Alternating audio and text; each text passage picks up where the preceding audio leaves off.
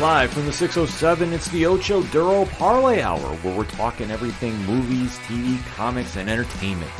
Join in the conversation on social media with the hashtag ODPH, because here we go.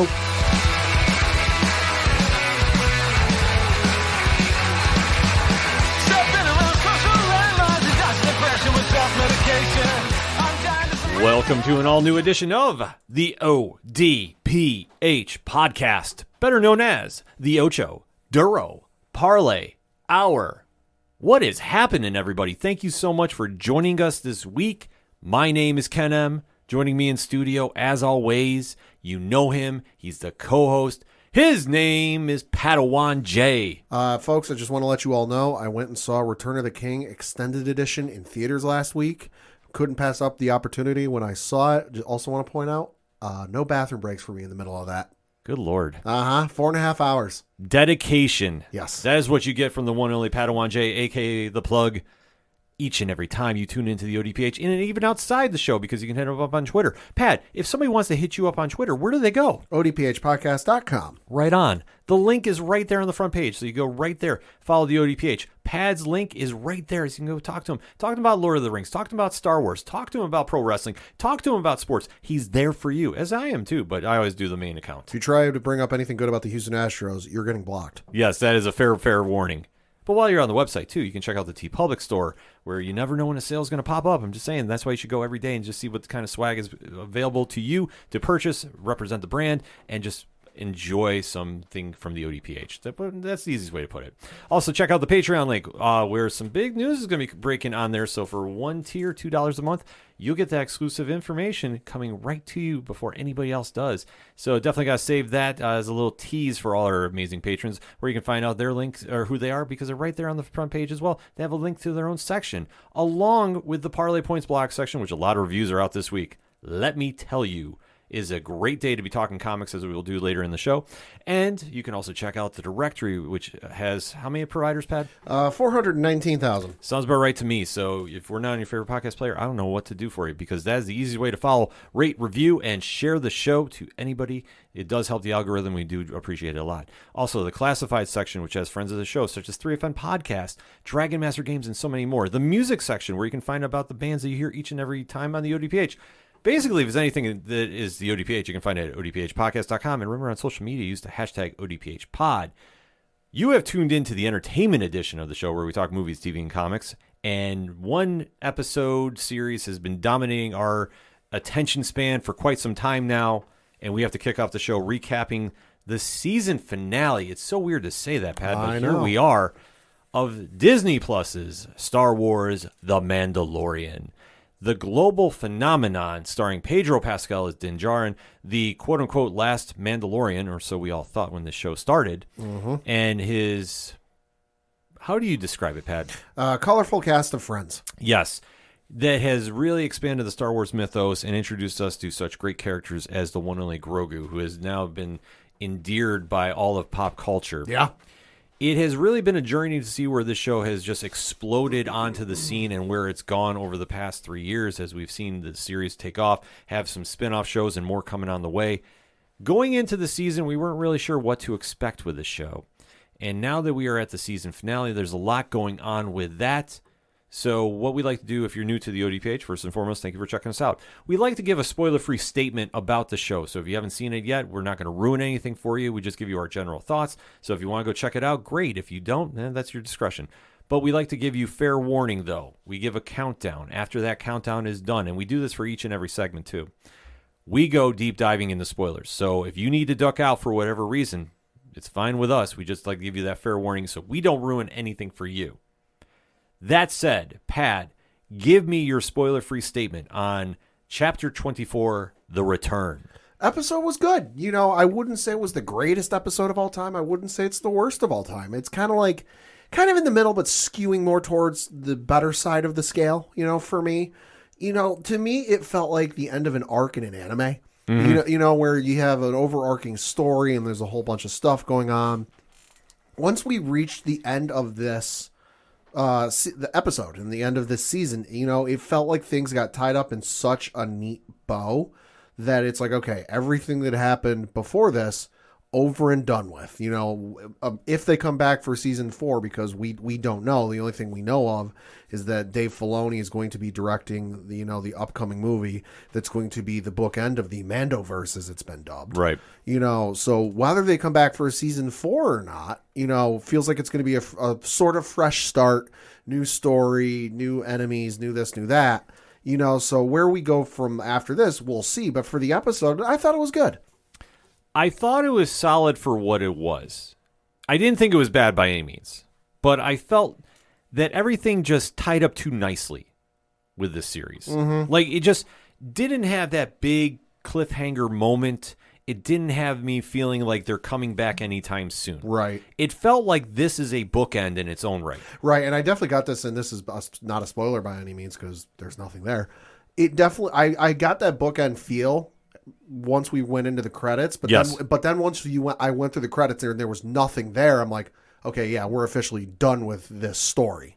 Yeah, and to see them come back, I wouldn't be surprised, but I think it's going to be a while till we see Din Djarin and Grogu back on the small screen. Right. I could be surprised, and there could be a cameo, obviously, with a lot of the spin-off shows coming up. I guess, yeah. But as far as a full-blown Mandalorian return, I think we're going to be waiting a while. We could be. Just on how the ending was. And it was a very solid episode. It didn't shatter the internet like a lot of people thought it was going to. It did have some great character moments, and I really felt that they tied up everybody's story that was a major player of the season, including Katie Sackhoff's Bo-Katan. I thought that they did a phenomenal job with her, and I would love to see her story continue on after this. But we really don't know the future of what is going on with this show and who's coming out of this with a different series. Right. We only know that there's more spin-offs coming. One big tease was announced last episode, and we're waiting to see how that all transpires as the year goes on. But it's still a very solid episode from top to bottom, and there's a lot to enjoy to really cap off a very steady season. I think there was only maybe one misfire that we originally thought was going to happen, and obviously it was retconned as the season went on. Yep. So that being said, it's still worth a watch. It's definitely worth your time, and I think you'll end on a very satisfied note. I'm not going to say this is going to absolutely change your landscape of Star Wars and blow your mind, but I think it's very solid for what they needed to do. If you've been in for the ride for this long at this point, you'll enjoy the ending. You're not going to come out of this going, oh my God, this was the greatest story ever told. The writing was incredible, the best I've ever seen. But if you've watched for, 3 seasons now, you'll come out of it going, yeah, that was good. Mm-hmm. That being said, let's give that countdown and get into the spoiler talk. So, Pat, in 3, 2, 1, talk to me. Like I said, it was a good episode. I thought, all things considered, the action sequences were awesome. The story, the way it ended, was really good. And it really did feel like the end of the arc, or the end of the book. And what if they, like I said, we don't know if they're going to do a season 4. The only thing we know is that movie that's coming at some point. That's going to be the bookend of the Mandoverse. Could they fit another season in? Sure. Would I love to see it? Absolutely. But whatever they do after this season, it's not going to tie in too heavily to what happened here, because this felt, like I said, if you've ever watched anime, Dragon Ball Z, for example, when they get to the end of the Cell saga and Gohan finally defeats Cell in Dragon Ball Z, you really don't see Cell turning up much after that saga. He's referenced and he's mentioned. In mainline Dragon Ball Z. I'm not talking GT because that's a whole other ball of wax.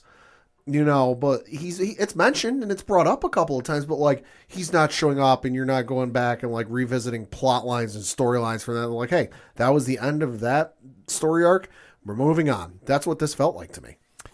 Yeah, it was a situation where things were just kind of left so open-ended that I thought with that final shot, though, for some reason, I just started hearing Midnight Rider by the Allman Brothers playing just as that shot was going away. Like, there was just something that just felt like they're just easing off into the sunset. Well, and I think a lot of it is setting up for that upcoming movie that Dave Filoni is directing, because there are certain aspects of this I don't think we'll see again until that movie. They might get mentioned and they might get referenced, and we might hear something about, what's been going on there or how things are going. But in terms of seeing those people or those places, we might not see them until that movie. Well, that could be a very true statement too, because they did have a lot of characters crash this season, because the theme of this season in general has been the search for Mandalore. And really defining who the Mandalorian was, because as far as we know, he's just been the protector and guardian of Grogu, who was the original first bounty that we saw him go claim.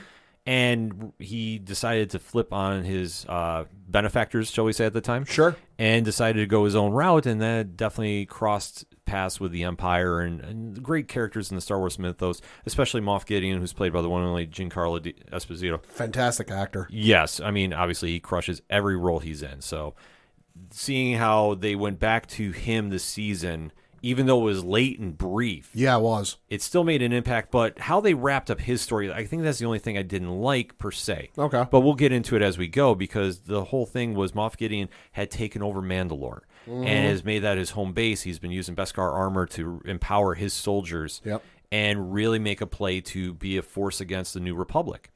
And where Bo-Katan Kryze has come in, and like I said, I can't speak highly enough about Katie Sackhoff's performance this season. I think that she has been the true MVP of this show. Oh, yeah. And I think the Din Djarin story took a back seat to her story. And you know what? That's perfectly fine. Yeah. Because her story has more impact moving forward. Right. Mando's has always, after he has protected Grogu, really what's in it for his character, other than he really wanted to connect back to his Mandalorian history. Right. And I thought he did a great job with it, but they tied it up very quickly to now that he was allowing Bo-Katan to call the shots, and that worked out perfectly as the story progressed on. But as the final battle had ensued, the Mandalorian warriors had now come back home and become trapped by the Empire. Yeah. Moff Gideon had been setting everything up to get the Darksaber back from Bo-Katan. Right, and they really got suckered into this because, as we saw earlier in the season, you know, Din Djarin and Grogu and R5, or whatever the astromech is, went to the planet, saw nothing other than the giant monster underneath the surface.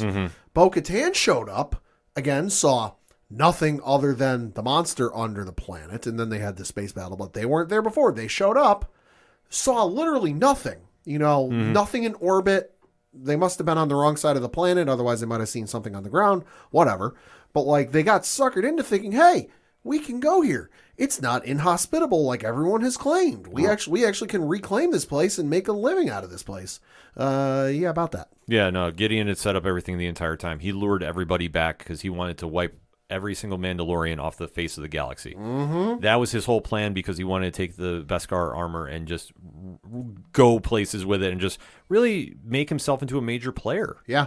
So the whole setup has been here. They trapped the Mandalorian army that was fighting back. We saw a tremendous fight scene happen with Paz Vizsla losing the battle of to the Praetorian Guards. Yeah, say, boy, when people go down swinging in Star Wars and they don't come back from it, boy, they really go down swinging. Right. Whew. So when we jump into this episode, Bo-Katan is leading the remaining army of Mandalorians out of the Imperial base. Yeah. And obviously this is something that she's adapting to on the fly. Right. Because this is something she had never crossed her mind, because like we touched upon, she thought the base was safe. There was nothing wrong. Right. And as we see, Axe Wolves did escape and was trying to reach everybody else that was on the Mandalorian warriors. Dude is literally sprinting across the landscape and then jetpacks into the sky. All the meanwhile, Bo-Katan and the rest of the soldiers are underground fighting for their lives. And I didn't count numbers. I'm willing to say it's a safe bet they were outnumbered hilariously. Oh, yeah. You know, so Axe is going out, you know, trying to get reinforcements because there are still some left in orbit in case something goes wrong. Well, hey, something went wrong. SOS, we need help. Yeah, Bo-Katan was very smart about this, and when she strategized about what to do, because obviously you sent everybody in. Yeah. And something happened like this, you're almost asking for trouble. You're asking for it. So she understood what was going on, and having Axe go fly and go get whatever reinforcements he can was a huge factor, because she's in there just trying to keep everybody calm and keep everybody alive. Meanwhile, Din Djarin was captured by Moff Gideon at the end of the last episode, and basically the standoff was there. The Gideon is going into complete supervillain mode. Oh, yeah. And giving him a little monologue just saying, like, this has been my plan the entire time. I have been waiting for this moment. I'm going to get the Darksaber back, and then I'm just going to wipe you and everybody else off the face of Mandalore. And then I'm going to rule the Empire. Yep. And he has big aspirations, but he's pulling it off with what he has. Right. So as he leaves Din Djarin to face off against the Praetorian Guards, Din Djarin gets a surprise help from the one only Krang. I'm sorry, Grogu, who is now inside IG-12. Yep. And like I say, the easiest comparison, if you haven't seen it, is Krang from the Teenage Mutant Ninja Turtles. Somebody literally, you can find it online. Somebody literally took the Spider-Man meme, but then put Krang on one side and then Grogu and IG-12 on the other side, and they're both pointing at each other. And it's not wrong. No, it's not. So as you're seeing there, he's having to fight his way through, because I know originally he had to go fight some soldiers off. Yeah. And he does that. And, yeah, he does. And I know we kind of skipped a little ahead of that. There wasn't really a lot to this scene other than he does escape. He's taking out the regular soldiers. He has to get R5 or D4 to unlock the gates or the laser walls. Right. Almost like what you see in the Phantom Menace. Yeah, and I almost thought it kind of telegraphed itself. So that's why I didn't want to spend too much time talking about that scene. No. Just because we'd seen it before. I mean, it's a fun action sequence.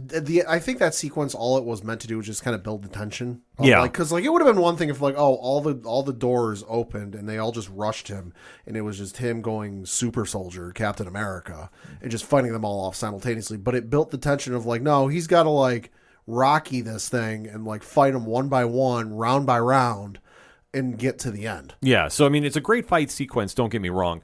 But like I say, it felt telegraphed. So I didn't want to spend too much time talking about it. And especially because how R5 gets out of this. Yeah. Because you see the little droid. The mouse droid. Yeah, the mouse droids coming at him. And the alarms are going off. Yeah, so everything's now holding up Din Djarin from getting through to the last force field is blocking everything off. Or the last shield, I should say. Yeah. So I thought like I say, it felt a little telegraphed, but it wasn't bad, though, because seeing how he's defeating the Beskar soldiers was very interesting because he was using a knife to hit in the joints where the spots were open. Mm-hmm. And I thought, okay, that's actually pretty smart considering his laser shots were only working to some degree, but not really. Kind of concuss him more than anything. Right.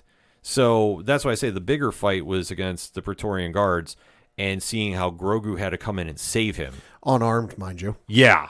How wild was this scene? That was fucking wild, and I was convinced Grogu was going to die.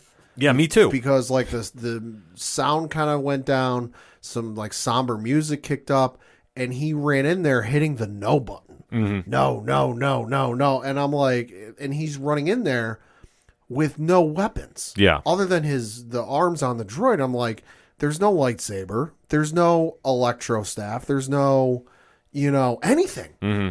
I'm holy shit, are they about to pull one of the biggest, gutsy moves of all time and kill off Grogu? Yeah. The internet is going to lose its shit if this happens. Right. But it's a crazy scene to see how he has to face them off because at one point we have Din Djarin getting with Bo-Katan to face Moff Gideon in the final standoff. Yeah. Gideon winds up getting them separated again, too. I thought that was something they did play a lot during these past two episodes. Right.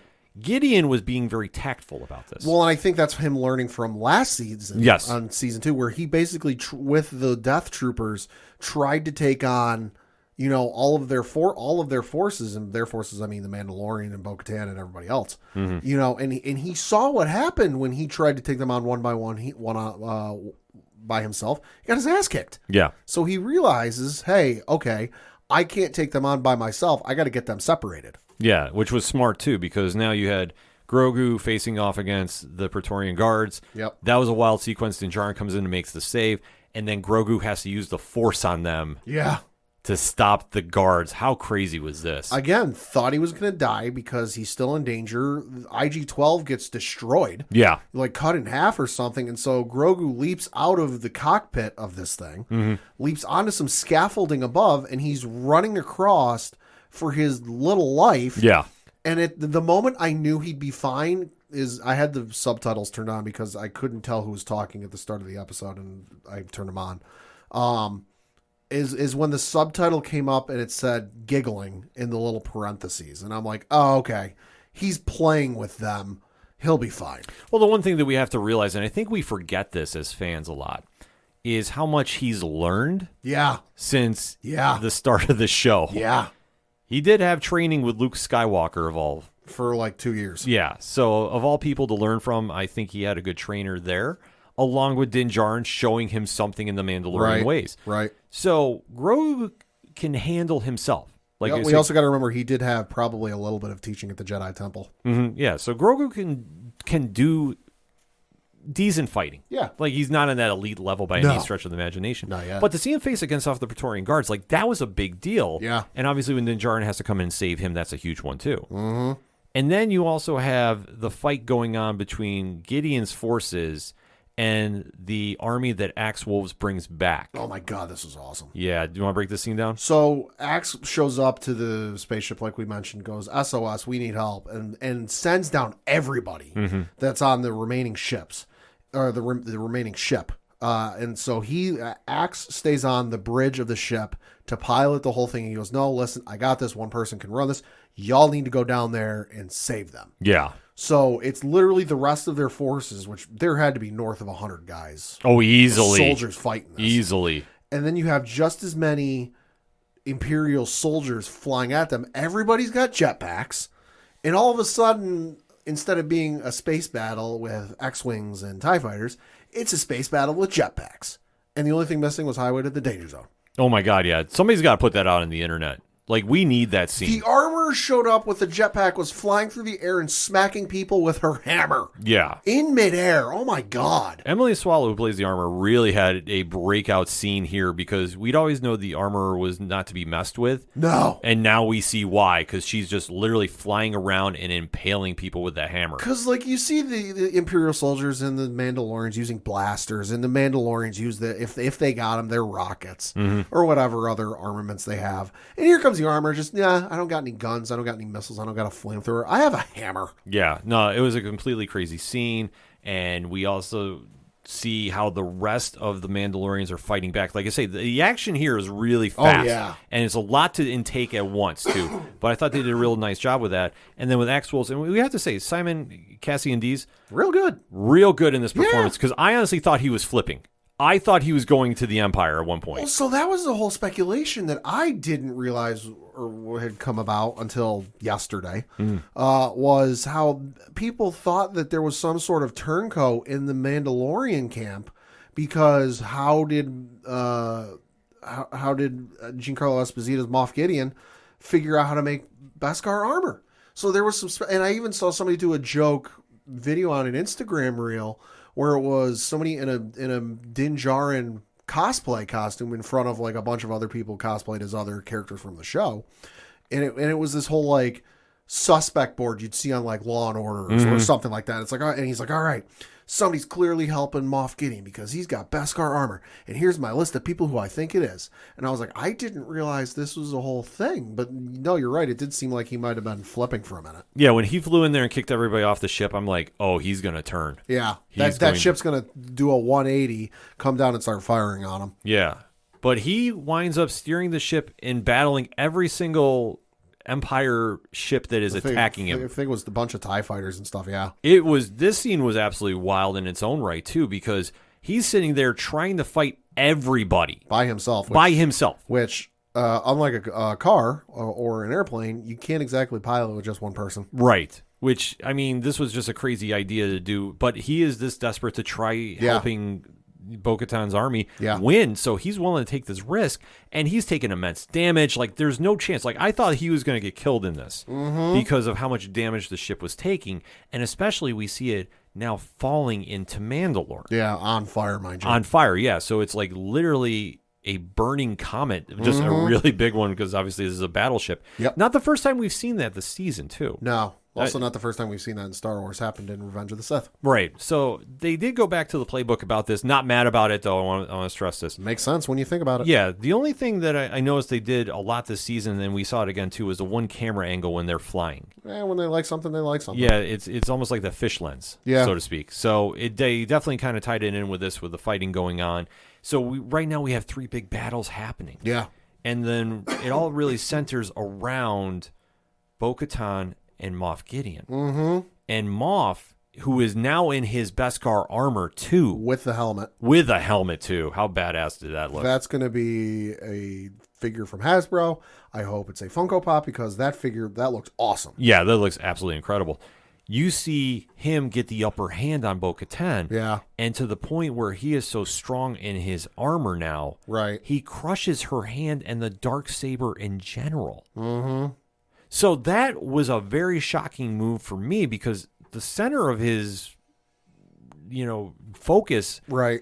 has been to take out the Mandalorians, but it's also to been reclaim the Darksaber. Mm-hmm. So now he eliminates that off the table. Right. And now he's just hell-bent in high water convinced he is going to take out Bo-Katan. And he even offers, like, if you surrender now, you'll have a quick death. And Bo is not hearing this. Even with a broken hand, she is still fighting back.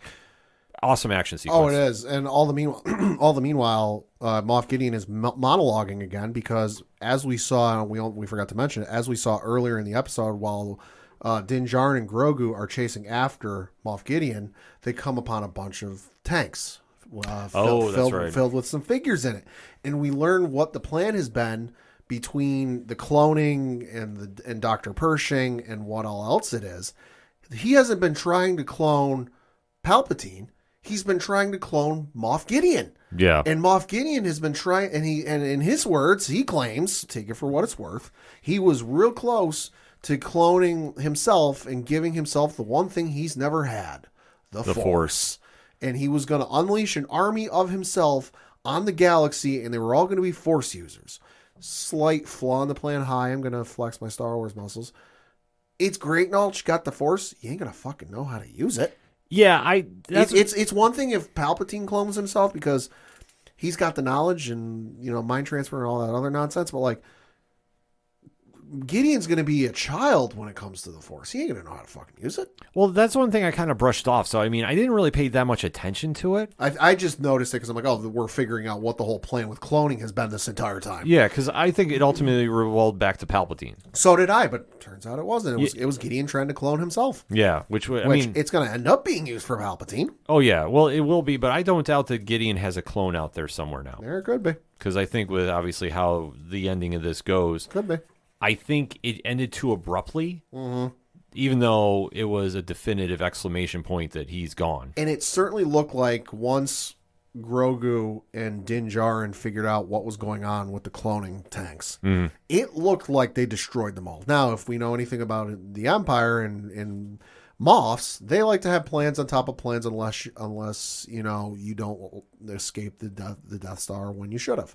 But they like to have plans and they like to have backup plans. So I wouldn't put it past him having a clone someplace, but given the way the story ends, I don't think so.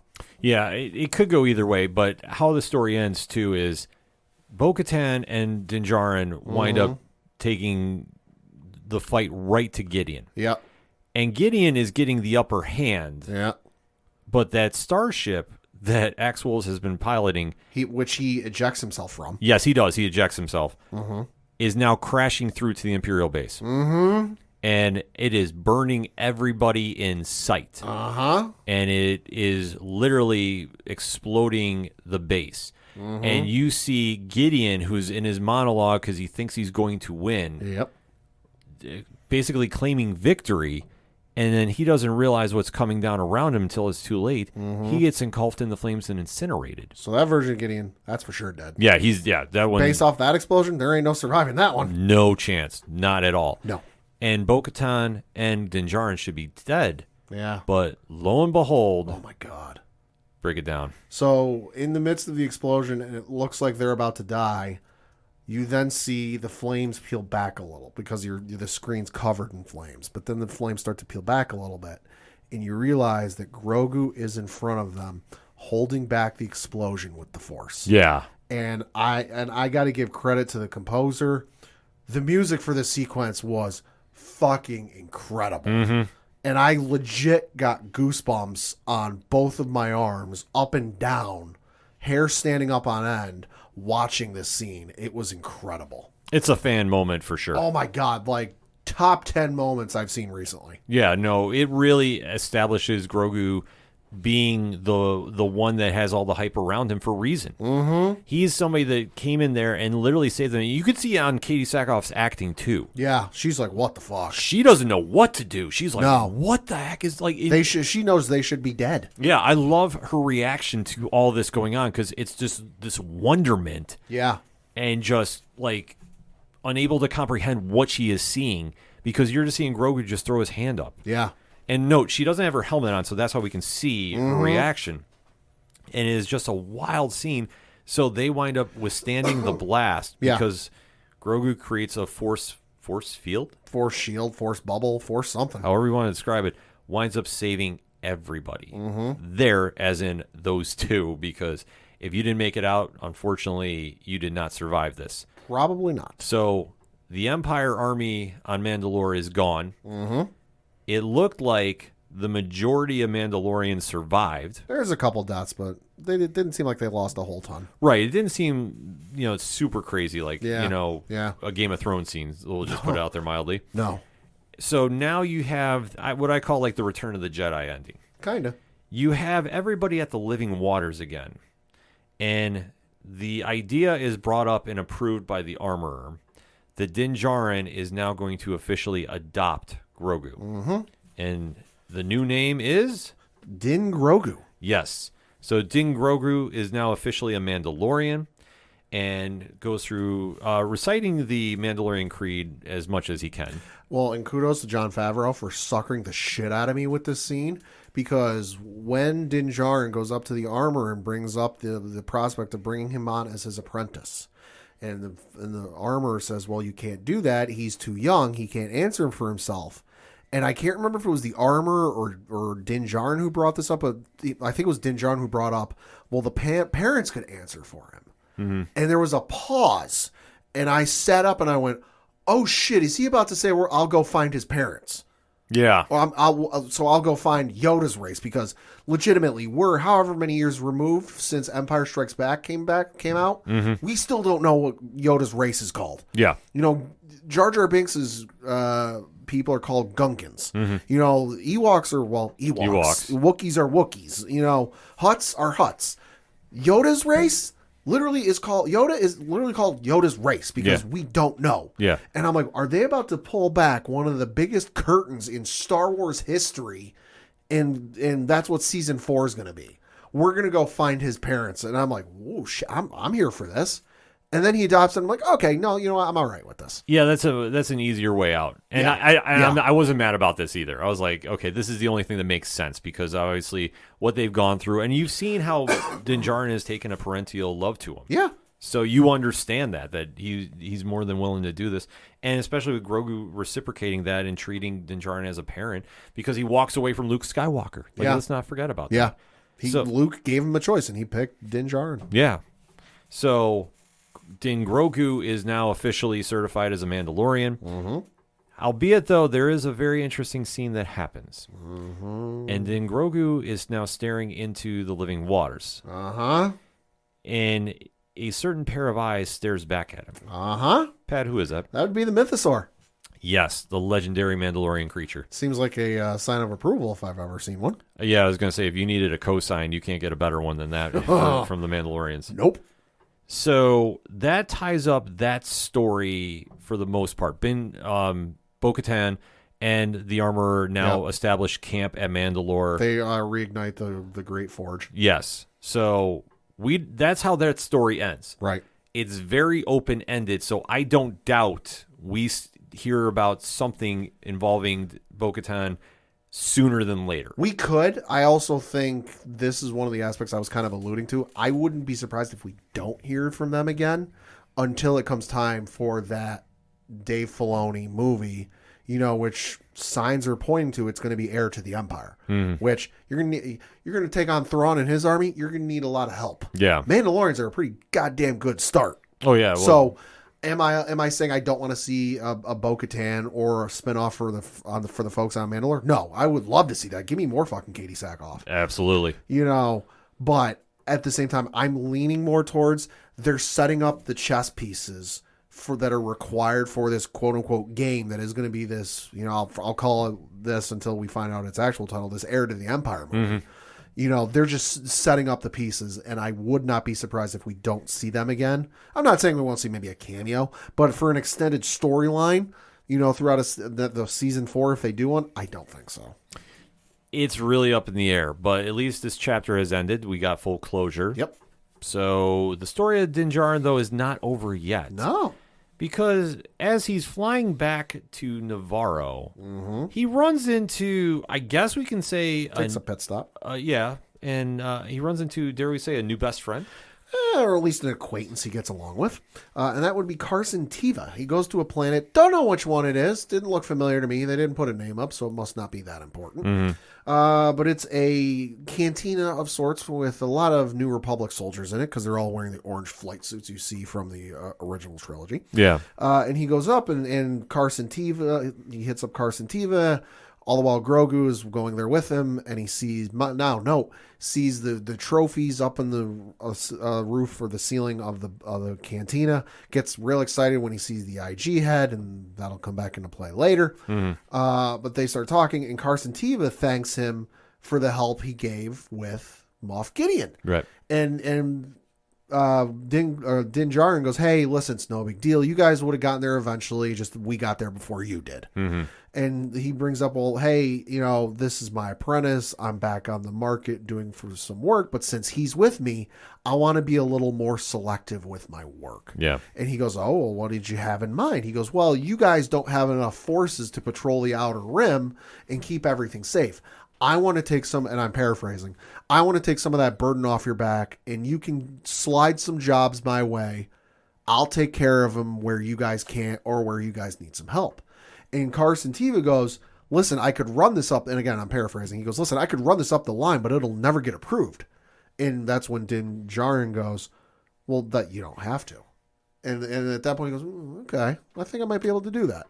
Well, I think it's a smart play by everybody. Yeah. Because obviously Teva knows that something is going on at the Republic complex. Yeah, he does. If you follow his storyline alone, he knows there's something going on in the Outer Rims. Yeah, and we do know that Elia Kane is still lurking in the shadows. Yeah. There too. Yeah.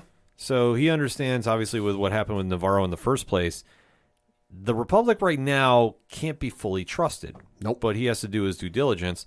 And seeing Din Djarin now take this approach towards being a hero from being a former bounty hunter, it's a real interesting character development. Yeah. Because at first he was just doing it for the job, but Grogu has now really won him over that he wants to make himself better. And this is how he feels he does this, because there's something about helping others that has really connected with him in a way that he hasn't felt before. Right. And you see this progression that, his actions have now led him wanting to be a better Mandalorian. So thus he's wanted to really make sure that, he broke the creed, and now he wanted to make sure that he made amends for that. Right. Well, and even you talk about character development from Din Djarin. Look at the opening of the first episode from season 1. Yeah. Where he's going after the guy in the cantina on some random planet. And he tracks the guy down, and he goes, I can bring you in alive, or I can bring you in cold, and I don't care which I have to do. And he ends up freezing the guy in carbonite, which, remember from Empire Strikes Back, that doesn't go right. That can kill a person. Right. It's a crazy scenario to think about, but this shows the growth in his character. Yeah. And now he's at a place where he really wants to do good on his own terms. Because he has something to really set an example for, and that's Grogu. So he winds up leaving with this new deal. Yep. He goes back to Navarro. Yep. And catches up with Grief Karga. Yep. And says, I'm going to take you up on your offer. Yep. I'm setting up shop here. But I also have something for you in return. Brought you a gift. And Pad, what is that gift? So that is a rebuilt IG-11. So the head he saw at the cantina, he brought back with him, and then had enough pieces to rebuild IG-11. And IG-11 comes strolling in there saying, hello, I am your new sheriff, and I am here to help you folks in any way you need. Yes. To the applause and happiness of everybody. Yeah, because they were missing the parts to fix him originally. Yep. They had a makeshift with IG-12, but now they have the original back up and running. So that's a big win for Navarro. Yeah. And the final shot is the Mandalorian is in his place in seclusion and just sitting on the front of the house, on the porch, I guess is the easiest way to describe it. Yep. And just sitting back and relaxing. They're looking out on a grateful universe. Wait, shit, wrong franchise. Yeah, it's a wild scene. That's why I said, like, I heard Midnight Rider playing, and I'm just like, damn. Like, this is just because you can just hear, like, one more silver dollar. Like, he's just lounging. It's just like he's lounging and watching the world go by him. Yeah. And Grogu was trying to eat another frog. Yes. Because, hey. Reasons. Yeah. So that's how everything wraps up.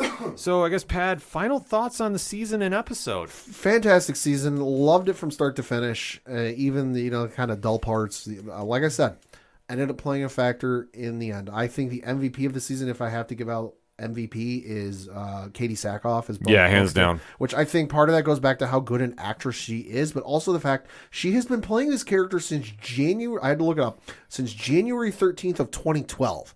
That is when the character Bo-Katan Kryze first appeared in Star Wars The Clone Wars, Season 4, Episode 14, titled A Friend in Need.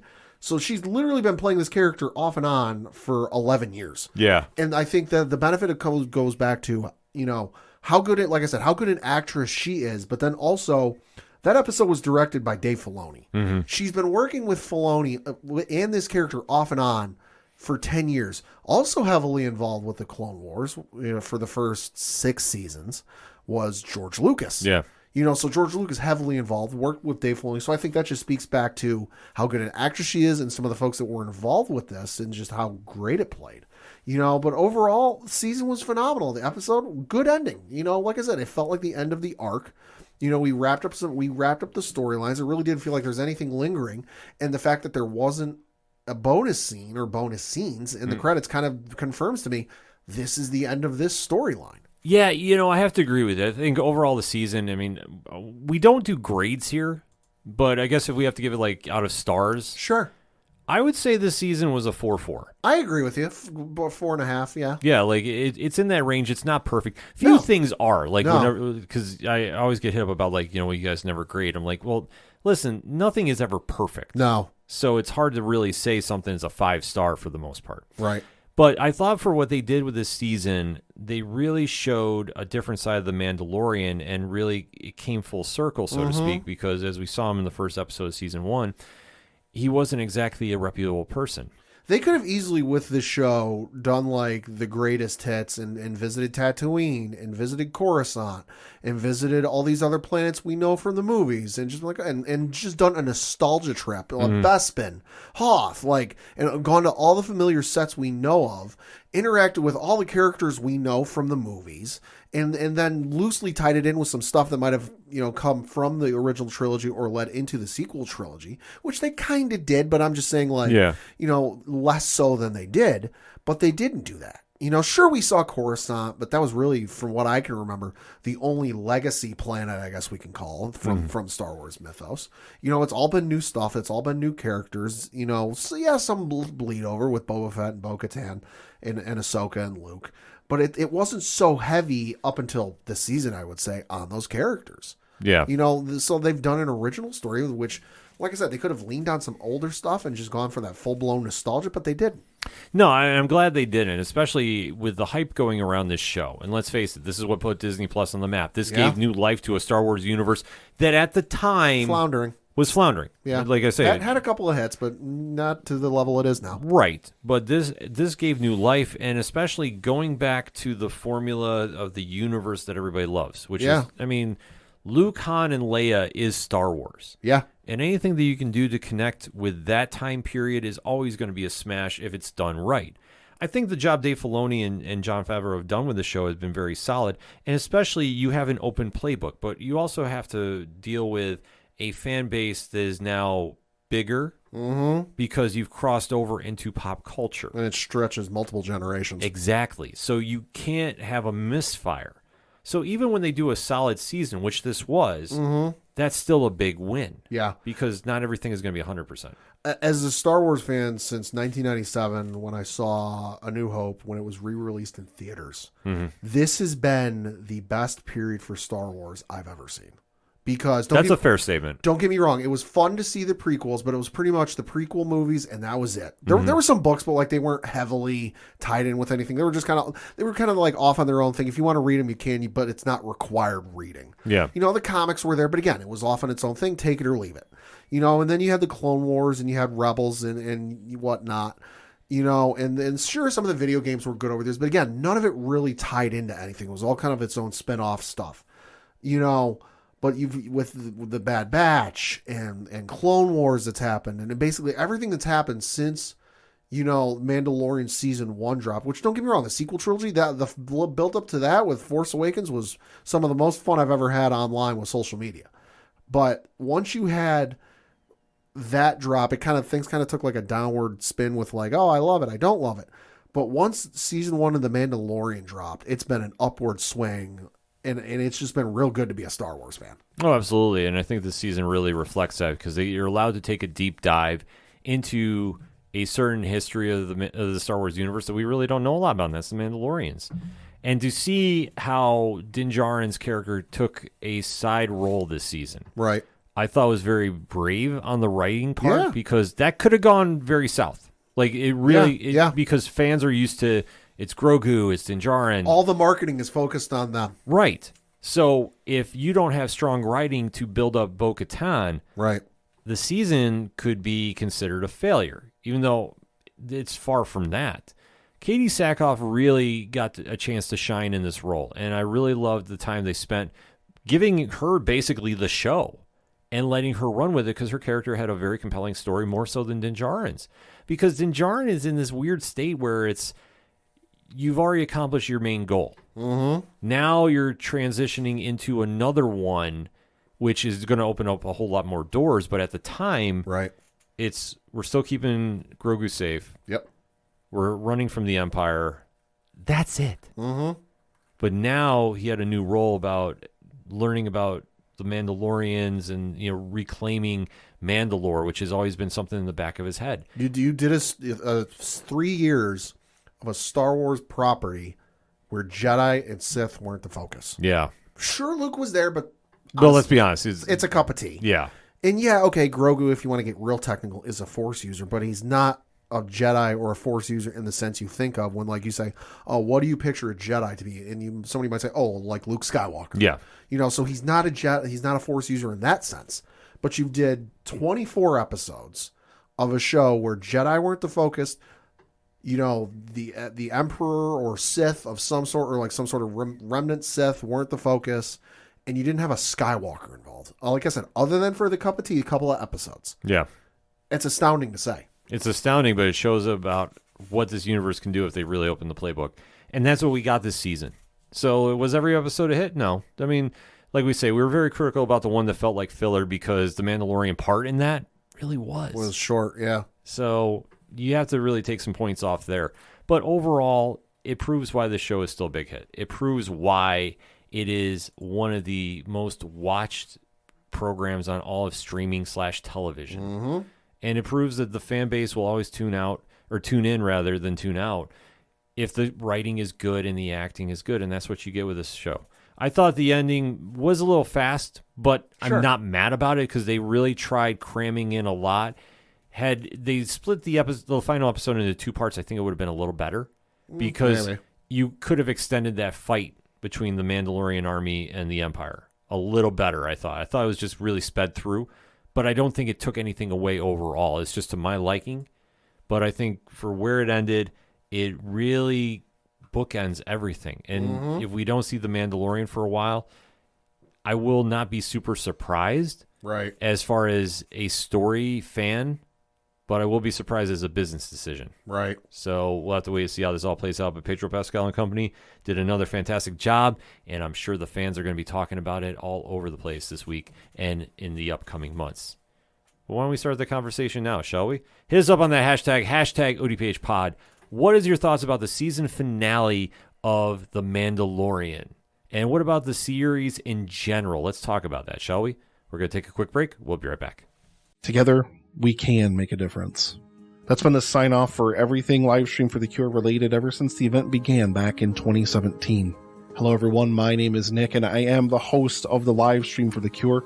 an annual charity event to raise money for the Cancer Research Institute for immunotherapy research for a world immune to cancer. And over the past 6 years, we've made that difference together. Amazing listeners, amazing viewers, amazing podcast partners and content creators all coming together, and we've raised over $70,000. But this year, we're going to make our biggest difference to date, and we're going to raise $25,000 for the Cancer Research Institute. Tune into the event at twitch.tv/livestreamforthecure starting May 18th, as we're joined again by podcast partners and content creators from around the world to help the Cancer Research Institute crush cancer. Together, we will make a difference. Coming back for another segment on this edition of the ODPH podcast, and let's keep that Star Wars talk going. Hell yeah. I know Pat alluded to this last week, and obviously there's a lot going on both the sports and entertainment editions of the ODPH, so we didn't get a chance to really deep dive into this. But I saw the ending as well, and I feel that it is very, very worthy of having a segment on the show. Pat, what show are we going to talk about? The Bad Batch. Yes, the Disney Plus Star Wars animated series about... I'll have you break it down. A misfit group of clones who are not your standard clones. They're genetically modified or unmodified, whatever you want to say it. Each of them have a special set of skills that make them a danger to folks like you and I. And about their travels through the galaxy post Revenge of the Sith, where they don't want anything to do with the Empire, but the Empire wants everything to do with them. Yeah, it's a very interesting series. Like, I gotta admit, I'm jumping in late in comparison to Pat about this. But from what I've seen of this show, I'm really impressed with it. And I know that I believe Dave Filoni has something to do with this. He is the supervising director. Yeah, so if Filoni is attached to this, you know it's going to be very, very solid. And this season has been, and especially going into the season finale, because it has been announced that we are going to get a third season and a final season of The Bad Batch. Yeah, so the episode dropped originally on March 29th, and then last weekend, or not last weekend, 2 weekends ago now, I think, at Star Wars Celebration, in the hour-and-a-half panel they had, which was all their announcements made, that we talked about last week, there is going to be one more and there is going to be one final season of Bad Batch, that being season 3. Yes. Don't know when it's coming. No idea, but I would imagine that we'll see it sometime late in 2024. That would be my early prediction. Late 24, probably early 25. Like I said, I've heard nothing about where they are production-wise on it. Right. But that being said, we are going to talk about episodes 15 and 16 of Season 2, both entitled, respectively, The Summit and Plan 99. So, much like the first segment, we give a spoiler-free statement on both, and then we're going to go deep diving after you hear the countdown go off. So, Pat, that being said, let me know your thoughts about the two season finale here. The for episode 15 and episode 16, amazing episodes. Some of the better writing I've seen, and goddamn, especially episode 16. Rip my heart out, why don't you? Stick the knife in there and twist it a little bit, why don't you? Step on it a little bit, why don't you? It's incredible writing. It's emotional. You know, it's gut-wrenching if you've been there with these characters since they were first introduced in the Clone Wars Season 7, you know, a couple of years ago, you know, but it's one, and the cliffhanger ending with episode 16, dear God, like, I have not seen a cliffhanger ending that made me want the next season like that in quite some time. I thought this season in general has been very, very fun to watch, and especially for me coming in late to this series. I think they've done a fantastic job about establishing these characters. It takes a little while to get going if you're coming in late, though. I will give fair warning about that. But I think they've really hit their stride as they've gone into the season finale.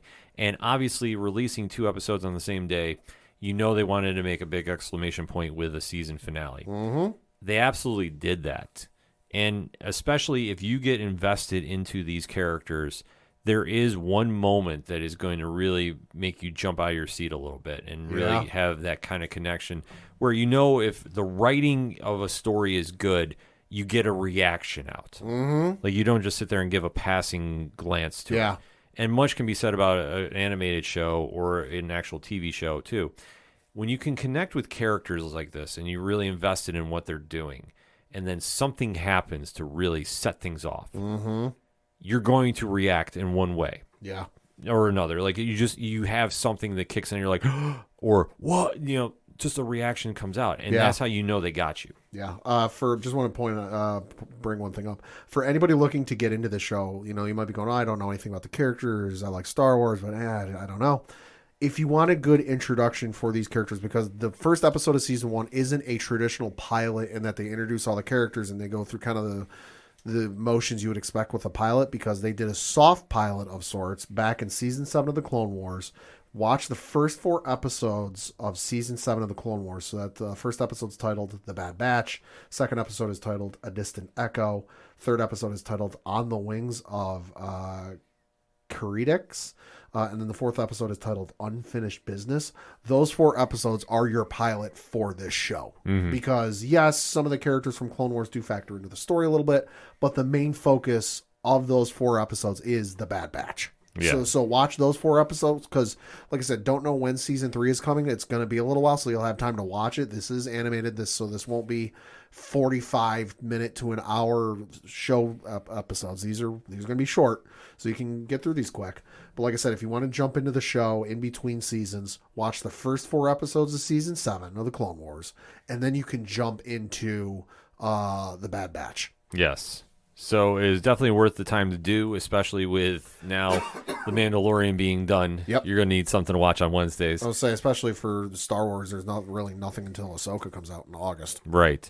So it's a perfect time to get caught up on this, and really with these 2 episodes, there's a definite intent to watch. Yes. I would say if you even catch a glimpse of this, you definitely want to go deep diving into this series. So that being said, Pad, it's spoiler time talk. So let's do this. 3, 2, 1, talk to me. These last 2 episodes, like I said, they were good. They were incredible. The Summit was a fun episode. Some fun cameos. If you didn't really pay attention, you might have missed some interesting cameos with episode 15, The Summit. In Plan 99, looking back, should have saw what was coming based on the title, and I'll get to that when we get to that point, because, God damn it, I should have realized what was coming, because if you're a long-time Star Wars fan and you've seen the Clone Wars, once you got up out of the episode, if you didn't know what was coming, you're kicking yourself going, God damn it, I should have realized it. But no, the 2 episodes was fantastic, and like I said, I can't speak on that cliffhanger ending enough, because holy shit. Yeah, I was really shocked at the ending of Plan 99. Yeah. That one really got me. I was like, all right. Because like I say, I've slowly become invested with these characters. Sure. And seeing how the one death happens. Yeah. I didn't think it was going to go down. I thought they were going to pull some movie magic out. Yeah. No, but that really gave some gravity to the situation that's at hand. And it was really well done, especially where it sets everybody off moving forward. Because where this whole story jumps is the Bad Batch is chasing after Dr. Hemlock. Mm-hmm. Now, Pat, what's his story about? So he is a member of the Empire. He's an Imperial, and it appears he falls under the purview of Moff Tarkin. Because Tarkin orders him around, and he says, yes, sir. Yeah. But he is the one in the Imperial who's kind of in charge of the cloning side of things. They, as we saw, or as was alluded to, they don't really trust the Kaminoans anymore, so that's why they destroyed the Kaminoan cloning facilities. But obviously, as we see with this series and then with The Mandalorian down the road in the timeline, they're still very goddamn interested in cloning. Yeah. So he's the one who's interested in it. We even see at one point during the season, he has captured or has brought to him the Kaminoan Prime Minister, Lama Su, who you might know from Attack of the Clones, as the one who Obi-Wan Kenobi visits with. But yeah, no, he's the guy kind of in charge and kind of running the cloning side of things at this point. Yes, so the Bad Batch is really trying to track him down. Mm-hmm. And they follow him to a summit hosted by Moff Tarkin. Yeah. And it's on the planet Aradu. Mm-hmm. And the deal here is the Bad Batch knows he's up to something. Uh-huh. And the rumor they're kind of basing this around is the Kaminoans cloning tech is here. Mm-hmm. So they're trying to stop this at all costs. Uh-huh. And they really are trying to be very tactful about this, but obviously this is a very big Empire hub. Yeah. To say the least. I'll say that we got to remember, this is not in Mandalorian times where they're a fraction of what they used to be. Now they're a full force. Yes. This is, I'd have to look up when this takes place in terms of the timeline, like date-wise. Mm-hmm. This is not far after Revenge of the Sith. Right. So they are still in firm control of the galaxy. Exactly. So any move against the Empire, is going to cause a full retaliation. Uh-huh. So they're trying to be very, very tactful about this because obviously with the Kaminoans being involved and we're having more clones, that's a sore subject to them. Yeah. And they know that what can happen if it's in the hands of the Empire. So they're trying to be a little more proactive about saving the galaxy. Albeit, though, as they're sneaking around the base, they do find out that somebody else is lurking around. And Pad, who is that character? Saw Gerrera. Yes. Dude just won't go away. No, he's definitely made his impressions felt. Obviously, we saw Forrest Whitaker playing him in the live-action version. Voices him in this series, too. Yes. So they understand that he's there on his own little mission, too, which is basically he's going to start killing some people. Which is basically fuck your life. Exactly. As we like to say, Pad, reasons. Nevertheless, Gerrera has his own intentions going on, but the Bad Batch also has their plans as well. Also got to point out, there is a fun Easter egg in the scene with Tarkin and their whole council, I guess you could say, that you might have missed it if you didn't hear the name mentioned. It is a certain character played by Ben Mendelsohn. It's not the first time he's played this character. He played the character in Rogue One. Oh. Orson Krennic. I did miss that. Uh-huh. Orson Krennic's in this episode. Huh. And they bring up how the Death Star project is going. Or no, they don't mention Death Star.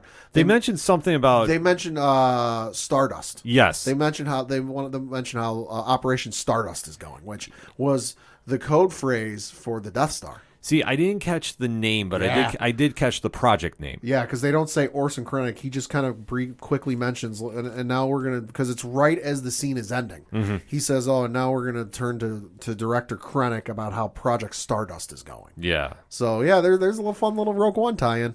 See, I love how they put Easter eggs throughout this entire series. I geeked out, I got to admit. Yeah, like I say, they're very smart about what they do here because Yeah. they tie in so many of the different live action shows. That, like I say, if you're just tuning in for the first time, Yeah. you're learning a lot about the Star Wars universe while it's getting mixed in. All I'm going to say is subtitles help a lot. Yes, they do. Definitely recommend watching this show with them on.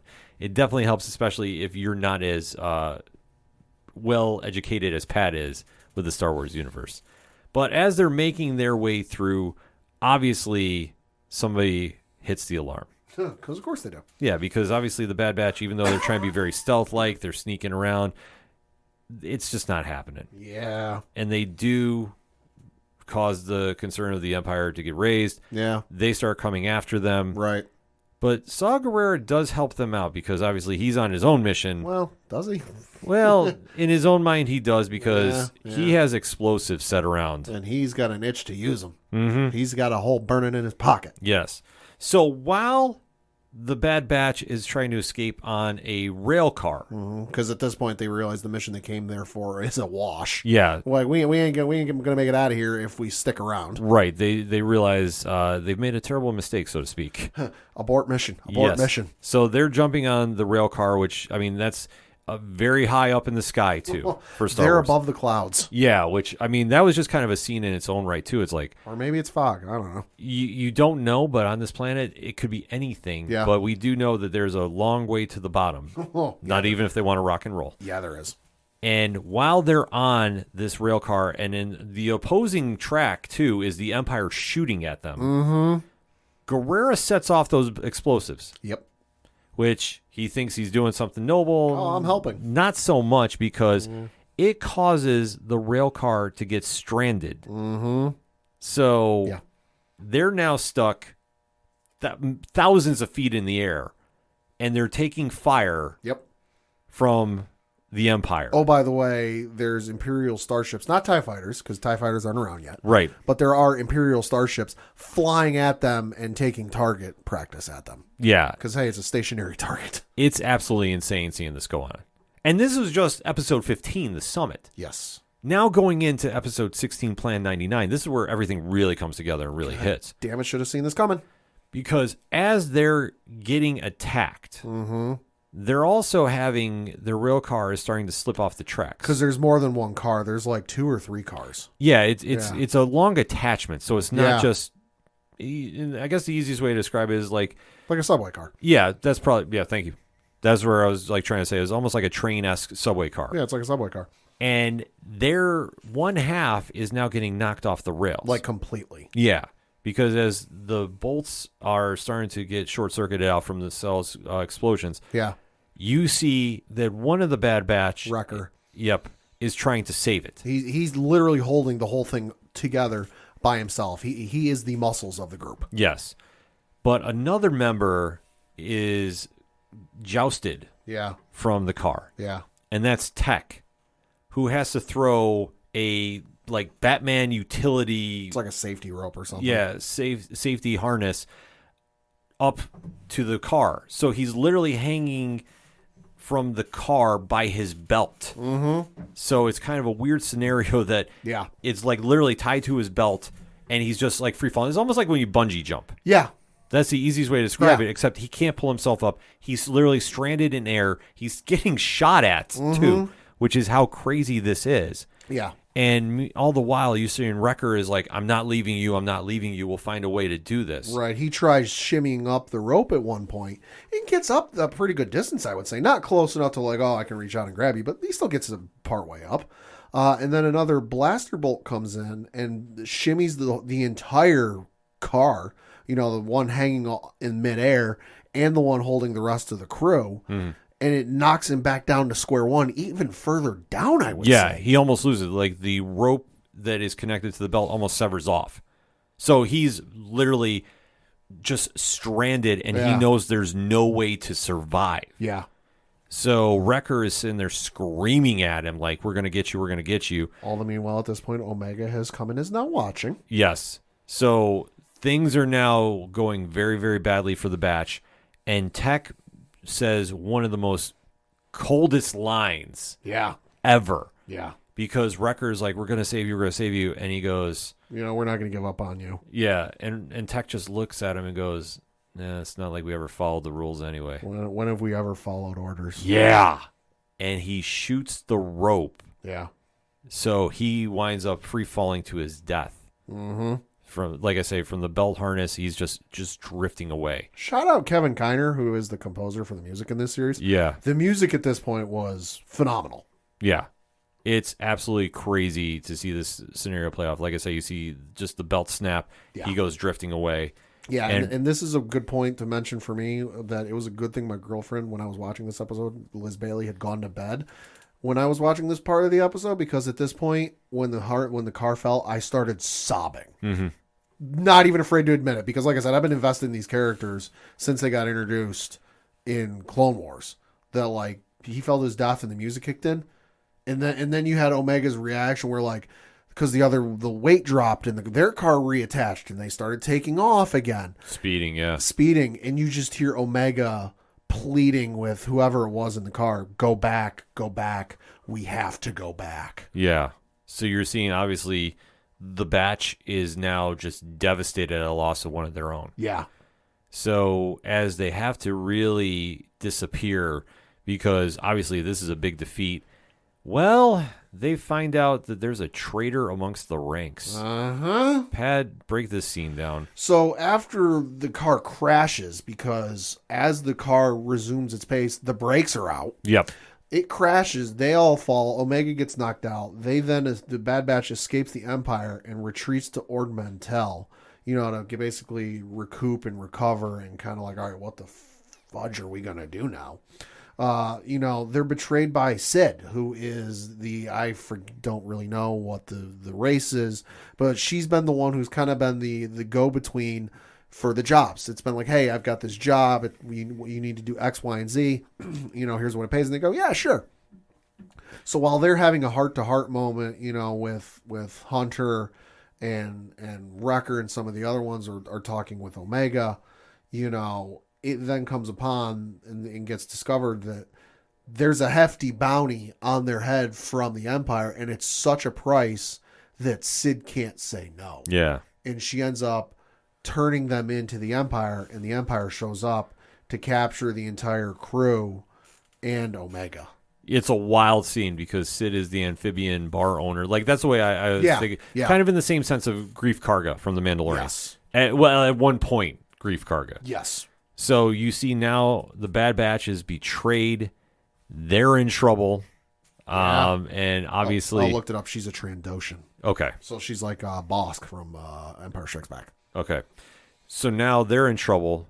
They wind up getting rescued, but unfortunately, one is captured during this whole rescue scenario. Yeah. And that's Omega. Yeah. So now things are going from bad to worse. Mm-hmm. So as the Bad Batch is still reeling from a loss, can things get worse for him, Pad? Oh, well, they do. Or break it down for us. Yeah, so basically they have to, I don't want to say sacrifice Omega, but they have to give her up or else bad shit's going to happen. And Omega is brought to Mount Tantus, where she encounters Crosshair, who they've been looking for this entire time, and has realized the error of his ways and gone, fuck, the Empire's not as great as I thought it was. And she also runs into Nala Se, one of the Kaminoan cloners. But also she runs into a character, and I'm going to butcher this name, so I apologize, Emiri Karr, Emieriekarr, who has a full-blown who has a conversation with Omega and reveals, oh, hey, I know a lot about you because I'm your sister. Yeah, this was absolutely wild to see. And we have a lot to talk about. Yeah. And that's how they end this episode. Yeah. So not only do you have to deal with a death, a betrayal, a reveal. Like, they literally stack the deck here of the range of emotions you go through as a fan of this show. Like, you've got a hunter who's ready to, like, call it quits and go, you know what, we just got to take our losses, go home and just live. To, well, now he promises, well, we're going to find Omega. Yeah. To, hey, she's captured. She's in the Empire's hands, who they've been looking for her for all of 2 seasons now. And, oh, by the way, we thought she was the only female clone in the history of the Kaminoans cloning Jango Fett. She's not. There's another one, and it's her sister. Yeah. Absolute bombshells going on. Yeah. But it goes to show about how good this show is. I mean, low-key, I want to say, too. Because this does not get the fanfare of The Mandalorian, doesn't get the fanfare of Rebels, I would say. No. I mean, obviously, Clone Wars is still a very big part of the Star Wars mythos. But see the spin-off and the quality of the writing here, too. Like I say. And especially with the talent of the voice actors involved. Yeah. Like, I mean, this show really stands out. And I really loved how they loaded this finale up. Like I say, it's 2-parter. Everything that was in the summit, I thought they really set up. Yeah. And then Plan 99 just really took it to a whole different level. Like I say, when you have Tech hanging on by his belt and just, like, trying to sit there and be calm, and Wrecker is just screaming at him, like, I'm going to save you, I'm going to save you. And then he drops that line on him. It's like, oh, man, all the emotions just start hitting. Like I said, though, Clone Wars viewers, if you didn't pick up what was going to happen with this episode, God damn it, by the end of it, I should have realized, because Plan 99 is a reference to Clone 99, who was in Season 3 of the Clone Wars, where I think it was the second episode entitled Arc Troopers. I could be wrong. Where the planet Kamino is invaded by the Separatists. And the clone troopers there have to fight off the battle droids who are invading their home. Yeah. And at one point, and so during this episode, the first 2 episodes, you meet this clone whose name is 99, who there was something wrong with him. He didn't ever go into battle, but they didn't waste him. They just kept him on Kamino, and he's basically the janitor. And at this point, he's the 99th clone, so he's reached old age at this point. And all he wants to do is help. So while they're fighting, while the main group of clones for the story is fighting, including, I think, Rex and Cody are there too. I could be wrong. It's been a while since I've seen the episode. While Rex and Cody and the rest of the clones are fighting in the dormitory portion of Kamino, you know, they run out of grenades to use. And 99, in an effort to want to help them, goes, oh, I'll go get more supplies. You know, I'll help. And they go, yell, 99, no, don't. And it's spoiler alert, but hey, the episode's however many years old at this point. Right. You know, he runs off, and the camera closes in on his head and goes, this is what I was meant to do. This is what I was bred for. And he ends up getting cut down. Yeah. Sacrificing himself. So that's when I realized, fuck, I should have seen what was coming with Plan 99 referencing Clone 99. I mean, it's a smart play, and obviously keeps everybody at bay, you know, from really seeing what's going on. But this is how good this show was. Yeah. Like I say, and especially for me, I'm not as versed in it as you are. Right. But I was very impressed with what I saw this season, and then this finale too. Like they really cap things off that they're coming back, and it's almost like how do you survive what they're in now? Like Right. you know that their ending is not going to be a happy one. No. By any stretch of the imagination. Like I think their finale of the series could be one of the most depressing things in Star Wars history. It probably could be. Like in all legitimacy, and it's not taking any shots at it, but it's just I think that for what they're trying to do with these characters and how noble they've recovered and been through everything and still standing, I think it's like they're setting up for the big loss at the end, even though it's Star Wars, Right. But obviously with the time period they're in, It's the dark times. yeah, there's really no hope. It's very bleak. And yet to see them still strive forward, I mean, it's something great to watch. And obviously, you're gonna need something to watch during the Mandalorian gap time. Yeah, now, like highly I say, recommend it. Yeah, so this will be a perfect time to get caught up before Ahsoka hits, and then obviously there's a lot more Star Wars projects coming on. But in that gap time of the Mandalorian, this is a perfect series to get caught up on. Any final thoughts before we end it? Great season. Sucks that we got to wait however long it's going to be for season 3 because, God damn it, that cliffhanger. But I might do a rewatch of like Clone Wars plus this. I'm kind of getting that itch again. But no, fantastic season, fantastic show. Cannot recommend it enough. The Bad Batch is on Disney Plus, so definitely hit us up on that hashtag ODPH pod and let us know what you thought about the season finale for season 2. Definitely excited to talk about this show with everybody, so make sure to hit us up with the hashtag and let us know. We're going to take a quick break. We'll be right back. Hey all, I'm Frank. Join me and my friends as we talk about all things geek. Here at Geek Freaks Podcast, we go over the weekly news of everything in geekdom, from movies to TV, to video games, and comic books. We also have a growing YouTube community. Join us as we go over everything in your geek life and share in the love of geekdom.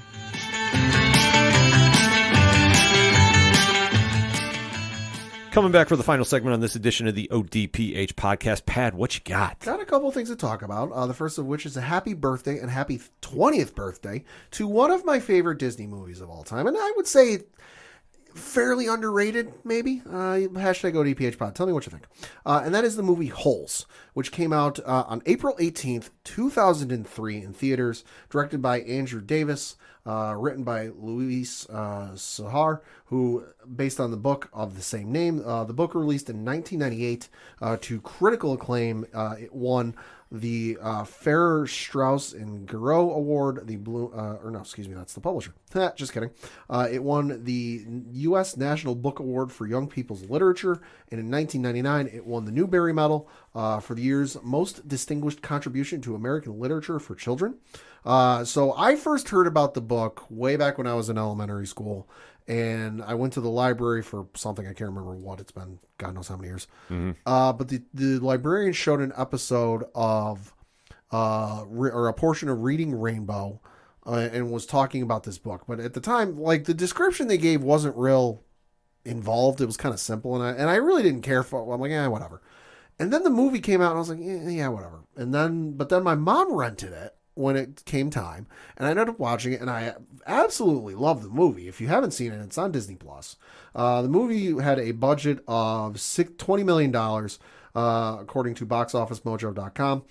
Its opening weekend gross was $16.3 million, so it almost made its budget back in one weekend. Oh, wow. And it ended up finishing with a worldwide total of $71.4 million in change, so definitely made its money back and then some. Star-studded cast, I would say, for all things considered. Shia LaBeouf plays the title character of Stanley Yelnats. Also in the movie is Jon Voight, Sigourney Weaver, and then just to name some other ones, Henry Winkler's in the movie as well. Rick Fox is in the movie as well. Patricia Arquette. Dule Hill, who you might know from such shows as Psych and The West Wing. Was on Suits and Ballers for a handful of episodes. He's in the movie as well. Like I said, fantastic. I would say it's underrated just because if you watched it when it came out, I think you'll love the movie. You might have read the book and you'll love the book. But I would say for folks who might be of an older generation, who didn't read the book or didn't see the movie, or even I would say the younger folks, it's not really talked about much these days, just because it was on TV a lot when Disney Channel was showing movies during the summer afternoons or on weekends or whatnot. I don't think it's in heavy rotation these days on TV, but underappreciated, I would say, because like I said, it's one of the most faithful adaptations from book to movie I can think of. There's not much, and admittedly, it's been a while since I've read the book. But I don't think there's much from the book that's left out in the movie. I don't think there's anything at all. That's because it's a kid's book. It's a relatively short book, but it's very faithful to the source material. So if you haven't seen the movie, highly recommend you go check it out. It's an hour and 57 minutes, so it's a short movie. It's not Return of the King extended edition. Yeah, I was gonna say I can't do those 5-hour ones. So it's not a marathon, but no, it's on Disney Plus. Highly recommend you go give it a check. It's a good movie. To be honest with you, Pat, until you mentioned it, I never heard of it. Sure, and that's my point. But you know me, I'm not super Disney aficionado. No, sure, but like I said, unless you grew up and you were of my age right. when the book came out and you heard about the book and then the movie came out and it was promoted ad nauseum on Disney Channel, which understandably so. Oh, yeah, absolutely. You might not have heard about it. Yeah, so this might be, I might have to go take a perusal of this, if I can say that. Like I said, it's based off a kid's book, but it's not a kid's movie. It's a fairly standard, I would say, 2000s not Disney animated movie. Okay. If you've seen anything Disney from that time period where it's not an animated movie, it's kind of that same vein. Okay. It's a good movie. That's fair. Also got some movie announcements. We found out what's going on with the Godzilla movies. And no, I'm not talking about the Japanese movies. I'm talking about the American movies. Because as was, I don't want to say reported, but as was kind of speculated, people weren't sure what was going to happen with the Godzilla franchise. Because as was rumored, there was only a 3-film deal between Toho Studios, who owns the rights to the Godzilla franchise, and Legendary Pictures or WB or whoever the hell owns the rights. Yeah, it's always a complicated process. It's a complicated process, but it was believed there was only a 3-film deal between the two parties that be. And obviously with the release of Godzilla vs. Kong, that deal was up. And nobody was quite sure what was going to happen because obviously you had the Godzilla in 2015, I think it was 2015, with Bryan Cranston, came out to smashing success. Then you had the second one, which I believe was titled Godzilla King of Monsters, I think is what it was called. I haven't seen the movie in a while. All I remember is they destroy Fenway Park and I cheered. Yes, it was amazing. Why? Reasons. And then you had the third one, which was Godzilla versus King Kong. But the thing is that like if you go look up the numbers for those 3 movies, each time the returns on the box office kind of dipped a little bit. Yeah. So it wasn't quite sure if they wanted to keep it going, if it was financially reasonable. Well, we found out what was going on today because as was announced by the folks over at Warner Brothers Legendary, whoever the hell it is, we found out what the next movie is going to be, and it's Godzilla X Kong, which I'm guessing it's supposed to be Godzilla and Kong, but X looks better than the and symbol. I don't know. The New Empire. And it's like a 30-second teaser with somebody sitting on a throne, but I can tell you that it's a kaiju, so it's a monster. That sure as shit ain't King Kong. That sure as shit ain't Godzilla sitting on that throne. That's something sitting on that throne amidst a body, a graveyard of sorts of other kaiju. So it's killed a shitload of kaiju. And then the camera just keeps zooming out until you see the skulls of Godzilla and King Kong. So we found out it's releasing only in theaters in 2024. And then according to an article from HollywoodReporter.com, says it is set to hit theaters March 15th, 2024. Quote, Adam Wingard returned to direct the upcoming installment, and Rebecca Hall, Brian Tyree Henry, and Kaylee Hoddle returning to the franchise. If you're not familiar, Rebecca Hall played Eileen Andrews in the last film. Brian Tyree Henry played Bernie Hayes, and then Kaylee Hoddle played Jaya. And then the article goes on to say Dan Stevens, Fala Chen, and Rachel House are among the cast of newcomers. So Dan Stevens is known for playing Matthew Crawley in Downton Abbey, David in The Guest, and he was Beast in the 2017 Beauty and the Beast film with Emma Watson. Okay. Fala Chen, you might know as playing Lee in Shang-Chi and the Legend of the Ten Rings. She was Cynthia Kang in Irma Veep. She was Jolene McCall in The Undoing, and then she was also herself in Marvel Studios Assembled. And then Rachel House is best known for being the voice of Grandma Tala in Moana. She was Paula Hall in Hunt for the Wilder People. She was Aunt Gracie in Boy, and then she was also Topaz in Thor Ragnarok. So hey, listen, it's more Godzilla, it's more King Kong. I am on board. I don't need much to get me to a movie theater other than King Kong and Godzilla in the same movie. Like, yes, I am an old school monster movie fan, so I enjoyed the recent run of Godzilla movies. The Needs more destruction. Yeah, Matthew Broderick one, not so much for me. Yeah. We'll just put it out there. I liked it as a kid. Now, yeah, not so much. Not so much. But I didn't mind the last movie that came out, so was kind of interested to see if we're going to go back to this universe. And obviously with that teaser trailer. Monsterverse.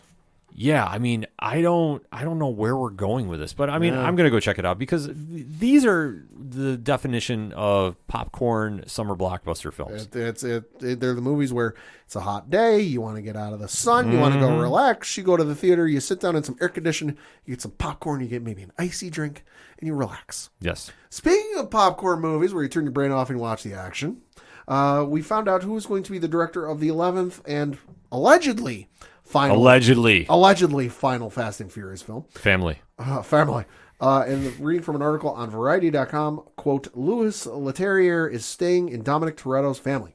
The transporter Helmer will serve as director of the next film in the grand finale, allegedly, of the Fast and Furious franchise. The new project will serve as a companion film to Fast X, the 10th title in the Vin Diesel series, which opens May 19th. Leterrier replaced Justin Lin as director on Fast X last May at a breakneck substitution that clearly resulted in something meaningful for the team, which includes producer star Diesel and legacy cast Michelle Rodriguez, Ludacris, Tyrese Gibson, and Charlize Theron. Luis joined the Fast and Furious team seamlessly with an innate understanding of the franchise that is stronger than ever after 2 decades. Under his direction, Fast X is a high-intensity thriller with all the spectacular action, emotion, and twists that fans have come to expect, and then some, said Universal Pictures president Peter Kramer. We are thrilled that he will continue to work his magic in the director's chair, close quote. Well, he clearly did something that Vin Diesel liked enough that he kept him around, because let's face it, he's the director in the credits. We know who the director is behind the scenes. Exactly. I mean, it's almost like Peyton Manning's offensive coordinator. Yeah. Like, let's be honest. Yeah. We know who's calling the shots here. Yeah. And it's Vin. And like I say, if you understand the reference, you get what I mean. This is Vin Diesel's show, and it doesn't matter who's directing. Like, I'm surprised he's not directing, to be honest with you. Yeah. You know, it's just one of those situations where this movie franchise, and it blows my mind to this day that we're here. Yeah. Like, however many years later, like 20 years, I believe you said? 20 plus. Yeah. Like, I remember watching the first one, and, like, it was what it was, not going to lie. The fact that we're now here, and I called way back when we were going to space in the last one, and sure enough, what happened? First, we went into space. I looked up The Fast and the Furious. The first film came out in 2001, so we're 22 years. Yeah. Like, the fact, I guarantee you this, like, the last one, quote unquote, will come out next year. Yeah. Oh, we're coming back for 25. Well, there's no way they're not going to do that. And allegedly, and this is all rumors and speculation. Allegedly, so don't crucify me if this doesn't end up being true. Allegedly, we might see Paul Walker's character return in the final film, which I did see somebody come up with a fan idea of how it would happen. And gotta admit, what I saw, I really fucking liked. So we'll see what happens. That would be interesting. I've heard the rumor. It's not confirmed. It's not, yes, this is happening. I've heard a rumor that we could see Brian return in the final Fast and Furious movie. Well, I'm sure for the final movie, they would find a way to honor the late Paul Walker. Which they pulled it off in, what was it, 7? I believe, yeah, I think it was 7. 7, because they were halfway, 3/4 of the way done filming when he passed. Yeah, so I wouldn't doubt that they're going to try doing something. I know they're very desperate, at least the perception is. Sure. So I'll put the allegedly desperate. Just how it reads to me about getting Dwayne "The Rock" Johnson back in the fold, right? For just the final movie. I think they really wanted to get everybody that's ever been involved with this franchise in, and I understand it's a very noble idea. I mean, and I mean this in the reference with The Rock. Right. We know that publicly there's issues there between him and Diesel, to put it mildly. Yeah, there are. And I don't see him coming, but I could see that everybody else that's been a part of this, they're going to honor in one way or another. So I don't doubt it. It is what it is. The fact that we got to 11 films is 10 more than I thought we were ever going to get to. Technically 12. Yeah, that's right. I forgot the spinoff. But here we are. It's Vin Diesel's world, and we just got to remember at the end of the day, it's all about family. It's all about family. Yes. Sticking with movie news, got to give a real quick review. I watched The Last Kingdom, Seven Kings Must Die. Okay. This was the Netflix film that is the final product, whatever you want to say, call it, of the Last Kingdom franchise. Started out on the BBC, eventually moved its way over to Netflix. And I got to say, it's not a perfect film, but it is a good film. I know it's a little divisive if you look online with some of the Last Kingdom fans. I enjoyed it for what it is. Now, personally, I should have done a rewatch before I watched this movie because I admittedly... It's been since the last season dropped since I've really watched anything Last Kingdom, so I forgot some of the stuff that had happened, and it took me a little minute to go, okay, let me get reacclimated with stuff. Sure. But the story is something you would expect if you've watched the 5 seasons of The Last Kingdom on Netflix. It's of that same vein. It's batshit crazy insane. Uhtred gets his ass kicked a couple of times, and then you get to the final battle, which is all sorts of insane. If you've seen the movie, because I don't want to go into spoilers for those of you who haven't seen it, if you've seen the ending, tell me your thoughts on it. Because there's a little discussion that can be had about the ending. And if hashtag ODPH pod and hit me up at Meselyn, MESELYN. Tell me what you thought of the ending. I'm curious to hear people's opinions about it. It's a good movie, I would say. It's fun if you, like I said, if you've seen The Last Kingdom, highly recommend you watch it because, hey, it's the last thing we're going to see, presumably, from that franchise. Yeah, I haven't got a chance to check this out, but I've heard there's a lot of online chatter about it. There is. To say the least. I'll tell you why off air. Okay, definitely. Because I don't want to go into spoilers. Yeah, I was going to say, like, you could spoil to me off air, but yeah, for anybody else, though, hit up Pad, and, like, I want to see this discussion online, too, about this, so hit him up. And then switching over to some video game news, because holy fuck, I didn't see this coming. Reading from an article on IGN.com, Harry Potter Quidditch Champions announced testing signups now open. What the fuck? Yeah, what's going on here? So the article reads, Warner Brothers Games has announced a standalone Quidditch experience called Harry Potter Quidditch Champions, and playtest signups are now open. According to the game's FAQ page, Quidditch Champions will allow players to partake in the Wizarding World's iconic sport and other broomstick adventures alongside friends in a competitive multiplayer setting. Playing the game requires constant internet connection, hence Warner Brothers Games is holding a limited playtest for people to try out the new Harry Potter title. During the playtest, you can either play the game by yourself, or you can team up with friends and other people online.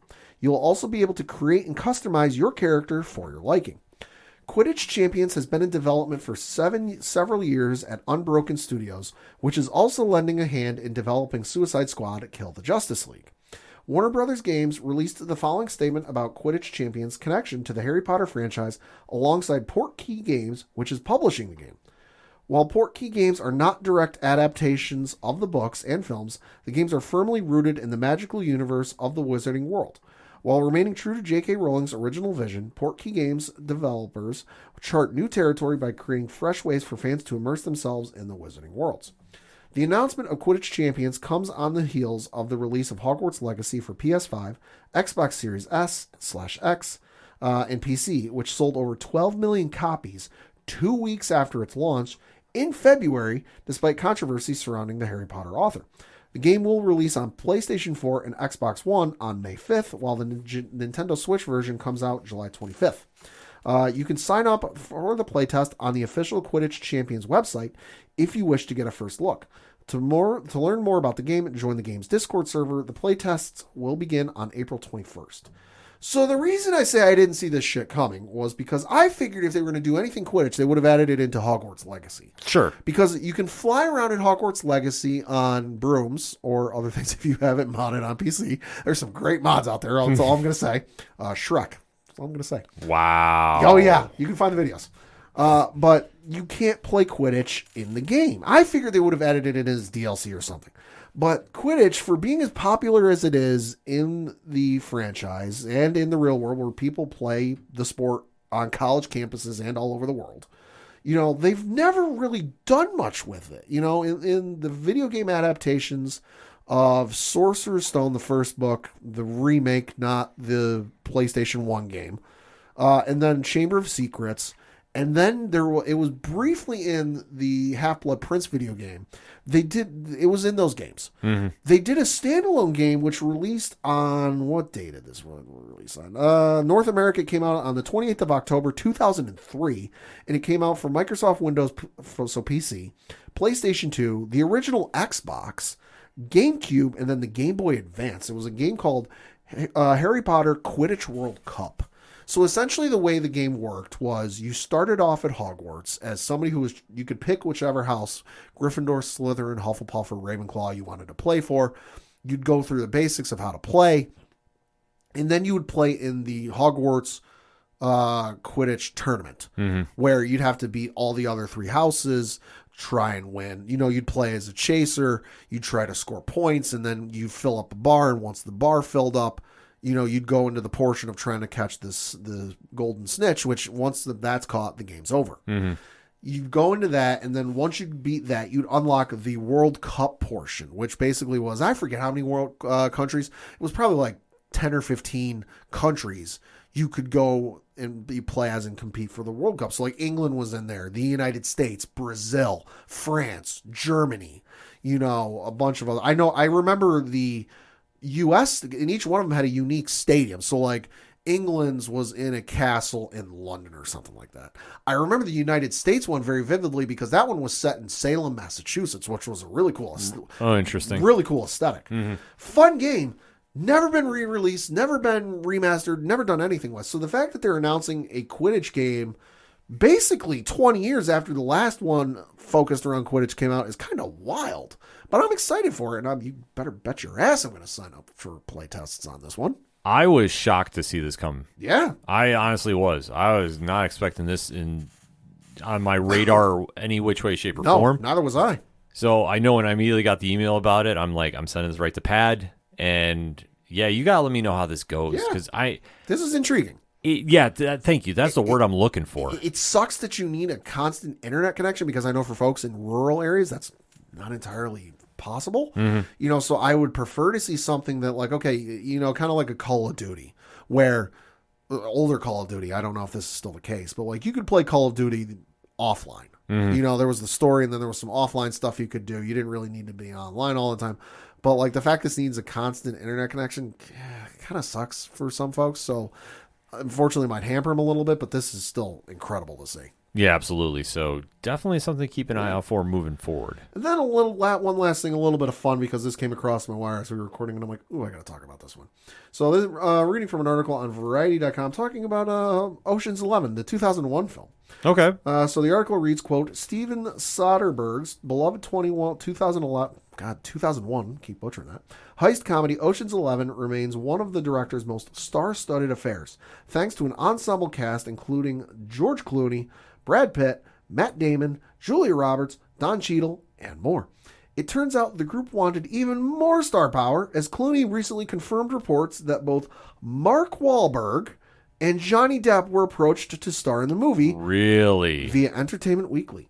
Quote, Steven had just done Aaron Brockovich in Traffic, and he was nominated for an Oscar for directing both films, Clooney said during a discussion with Soderbergh at the TCM Film Festival. So people really wanted to work with Steven. Soderbergh added, quote, that said, some people did say no to us. They did, Clooney said. Some very famous people told us to fuck right off. Mark Wahlberg, Johnny Depp. There were others. They regret it now. I regret doing fucking Batman. Close quote. Elsewhere, during their TCM Film Festival conversation, Clooney remembered how they got megastar Julia Roberts to sign on to play his character's ex-wife. Quote, we sent Julia a script and I wrote a note saying, quote, I hear you get $20 million a picture now, Clooney said, and we sent her a $20 bill. It made her laugh, and yes, she jumped right on board. Close quote. Ocean's 11 earned critical acclaim and grossed $450 million at the worldwide box office. The film spawned a franchise that led to 2 sequels, which the original cast, 2004's Ocean's 12 and 2007's Ocean's 13, plus a female-fronted spin-off with 2018's Ocean's 8, starring Sandra Bullock and Cate Blanchett.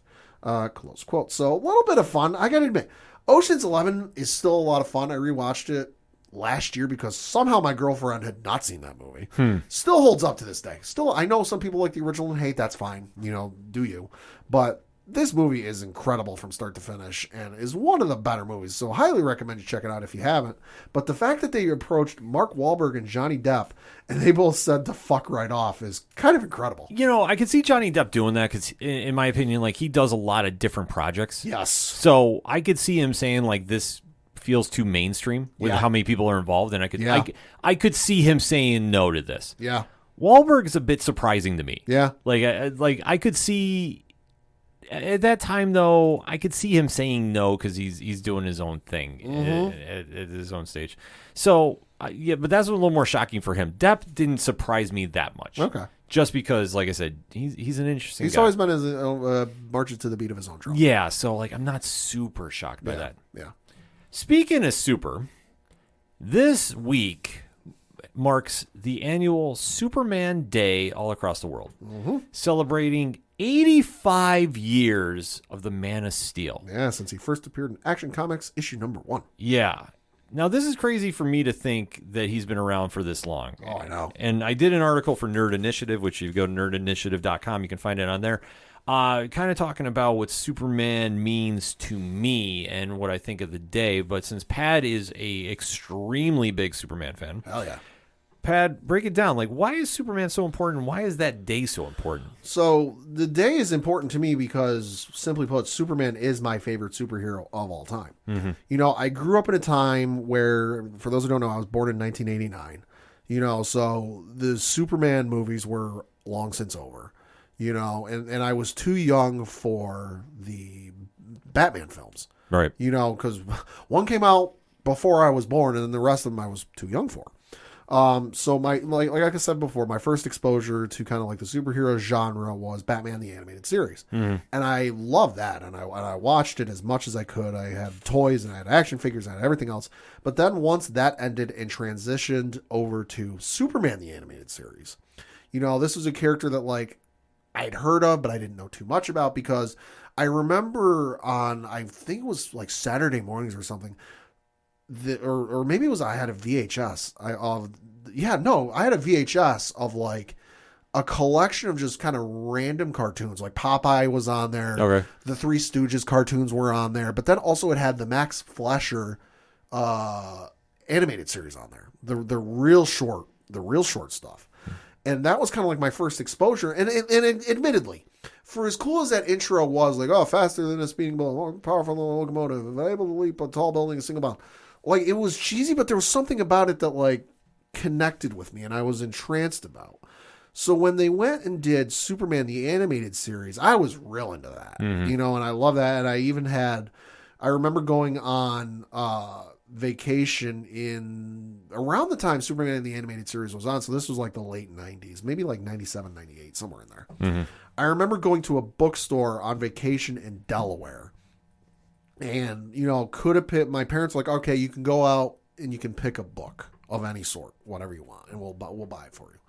And I was into Star Wars at the time, but I wasn't finding anything Star Wars that was jiving with me. And then I saw the rack of comic books. And to that point, the only comic I had ever been given was a Captain America Don't Do Drugs comic book. It was like a free one my dad had gotten at work. He gave it to me.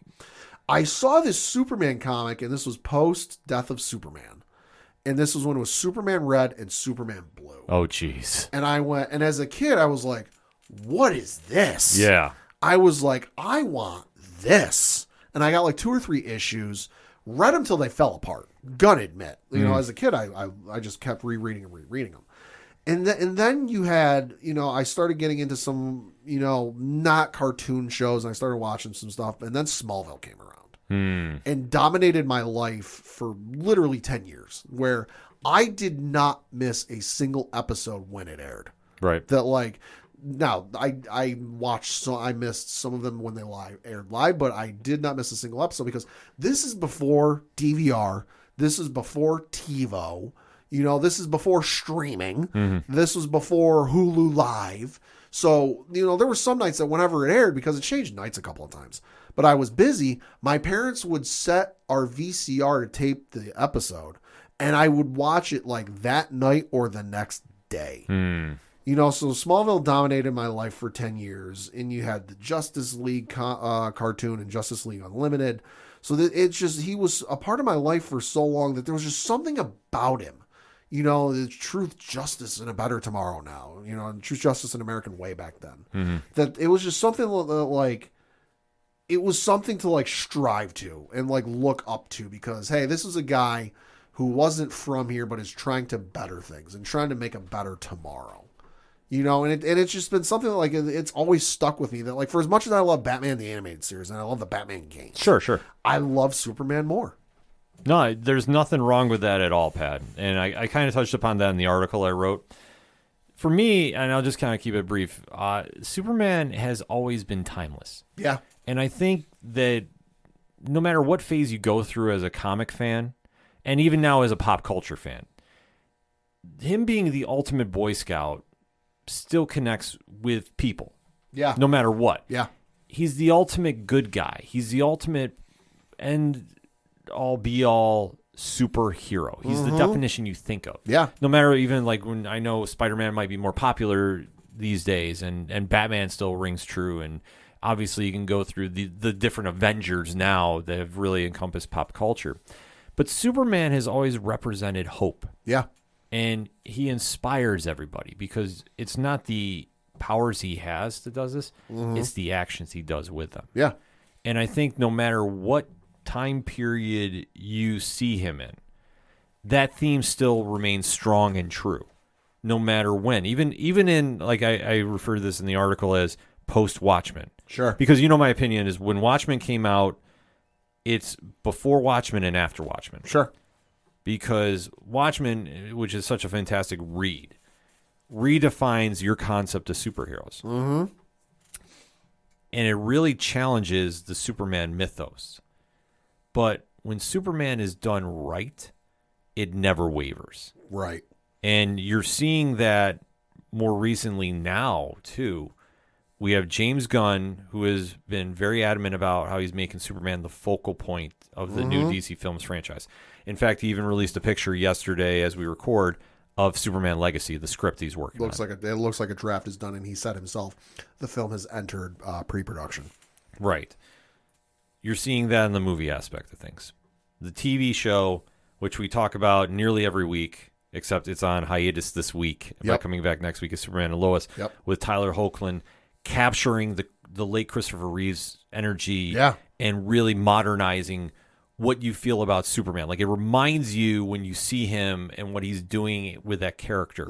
It reminds you of why you like Superman and why he connects. The TV show, it connects with people on such a way, you know, Superman and Lois connects with people in such a way that, like, admittedly, I haven't asked my girlfriend, Liz Bailey, which Superman movies she's seen, if any at all. Between the Christopher Reeve movies, you know, the Brandon Routh film, or any of the Zack Snyder films. You know, because she and I started dating after the Zack Snyder films had wrapped up, you know, not counting the Snyder cut, but but like Man of Steel, Batman, Superman, and then the initial Justice League. That was all before we started dating. So I don't know if she's seen anything Superman, but she's, you know, been in the room when I'm watching Superman and Lois, and she's really gotten into the show. And like you said, you know, there was no episode on this week, which I didn't realize until it was night of and it was time to watch. I was like, oh, I guess there's not an episode this week. And she was really bummed because she's really started liking the show. And I told her, I was like, hey, listen, once this season is over, because I was like, I don't want to confuse you with different plot lines and all this other stuff. I said, once this season is over, I will go back and watch the first 2 seasons with you. Yeah. And she got super excited because she's like, oh, that's awesome. I love this show. Yeah, no, because the show carries the themes that really make you remember what Superman represents. Yeah. And that's truth, justice, and a better tomorrow. I know the phrase has changed over years, but that's what it always should be, because he inspires you to be better. And that's the one thing that we've seen throughout his time in comics, that as the franchise character of DC Comics, I mean, let's face it, Batman and Wonder Woman are up there, but Superman is still the number one there. Whenever they show the triumvirate, who's always in the middle? Yep. It still is the definition of the superhero, and that's why it still connects with so many people. And going into the comics aspect of things, right now what they're doing at DC Comics is some of the best Superman comics in recent memory. Yep. You have the brand new series, Adventures of Superman, focusing on Jonathan Kent, written by Tom Taylor, and that's been absolutely amazing. the brand new Superman book by Joshua Williamson. Christ almighty. How good has that been? Jesus, it's been some of the best writing I've seen. And Brian Michael Bendis did a run, which I really love. Yeah. It might be better than Bendis's run. Right now, I mean, it's a really new run, but it hits you with that. Like I remember picking up that issue number 1 after hearing about it at New York Comic Con, and I was like, okay, this sounds dope. Yeah. And I was like, holy crap, they nailed it. Like, you get it. And that's what it makes it a must read each and every time. And especially, like, this will kind of lead into where our comic picks are this week. There's a Superboy, the Man of Tomorrow series now coming out. So Superman is still relevant, and you can see the effect is still being felt this day in age 85 years later, because at the essence of who he is, he's still inspiring. He still proves that you can still be a good person in this very interesting world of comics and pop culture, and just the standards that he sets moving forward. I mean, that's just something that no matter what time period you're in, and no matter how cool it is to be bad, so to speak, there's always going to be an audience that centers around Superman. Yeah. And always is going to be for the test of time. So there's a reason you still see Superman t-shirts to this day, no matter if there's a movie coming out soon or not. It represents for a reason. Like I say, I go into a little more deep dive on the Nerd Initiative article, so definitely go check that out. Let me know what you think about it. Hit Pat and I up and let us know what your favorite Superman comics story is. Pat, you got one quick or no?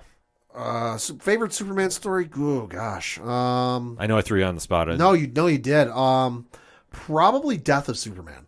Yeah. Which I know might be a cop-out answer, but for me, again, when I started getting into the character and I started getting into some of the comics, I had no idea that was a thing. Mm-hmm. Just because that happened, I wasn't really aware of it. You know, I didn't really pay attention to the news. So I probably heard the news story, but it just didn't pay attention to it. It didn't occur to me. I didn't find out that was a thing until I was at my local library looking for some stuff to check out. And I was in the Batman stuff and Superman stuff, and I looked up Superman on the computer, you know, the catalog. And that was one of the first things that popped up. It was a novelization of the Death of Superman. And I went, wait, what? Yeah. I was like, he dies? And I was like, I need to read this. And I literally read the thing in under a day. You know, just because I was so just mind blown that the guy who can bullets bounce off of him, nothing seemingly hurts him. His only weakness is kryptonite, that somebody actually kills him. Blew my mind. Yeah, I have to agree with you. I mean, I love Death of Superman. There's a few other stories I could go into real good arguments about, but I think that whole storyline really encompasses who he is. Yeah. And you can see the fallout, and especially for that time period too. Superman was considered uncool, and I think the sales were not doing, in my eyes, that well. So they did that, but I think at the time nobody knew the impact it was going to have. And then when that story came out, just how it affected people. And then when they came back with the Reign and really just went into a completely different direction, people really appreciated what they had. You want to know how earth-shattering and crazy that whole Death of Superman was? Darkseid was at his funeral. Yeah. You don't believe me, Google it. There is, I'm showing Ken, there's this seminal famous picture with the Justice League carrying the casket with his logo on it, but then all the heroes behind him, and who's right there? Dead center. Yeah. Darkseid. It's an awesome story. Like I say, you should go check it out. Dan Jurgens was the architect behind that, and just, oh my God, it's so good. It still resonates to this day. It's well worth the read. And like we say, hit us up on that hashtag and let us know what your favorite Superman story is. I definitely want to throw this out. I'll definitely make a tweet about this later at ODPH Podcast on Twitter. So we'll definitely get some interactions about this. No questions about that. So that being said, Pad, what's at the comic shops this week? Well, obviously, Superman issue number 3 is out this week from Joshua Williamson. I don't want to spoil anything on this one. I won't read the description. All I'm going to read is the little tagline at the bottom of the cover. Night of the Parasite. Yeah. Oh, damn. Uh-huh. Yeah, so that's going on. You've got Nightwing issue number 103 from Tom Taylor, which is still phenomenal writing. Mm-hmm. And then over on the Marvel side of things, Amazing Spider-Man issue number 24 from Zeb Wells. Description on this one: witness what brought Peter Parker and Norman Osborn together. Your opinion of who the hero is and who the villain is may end up at least blurred.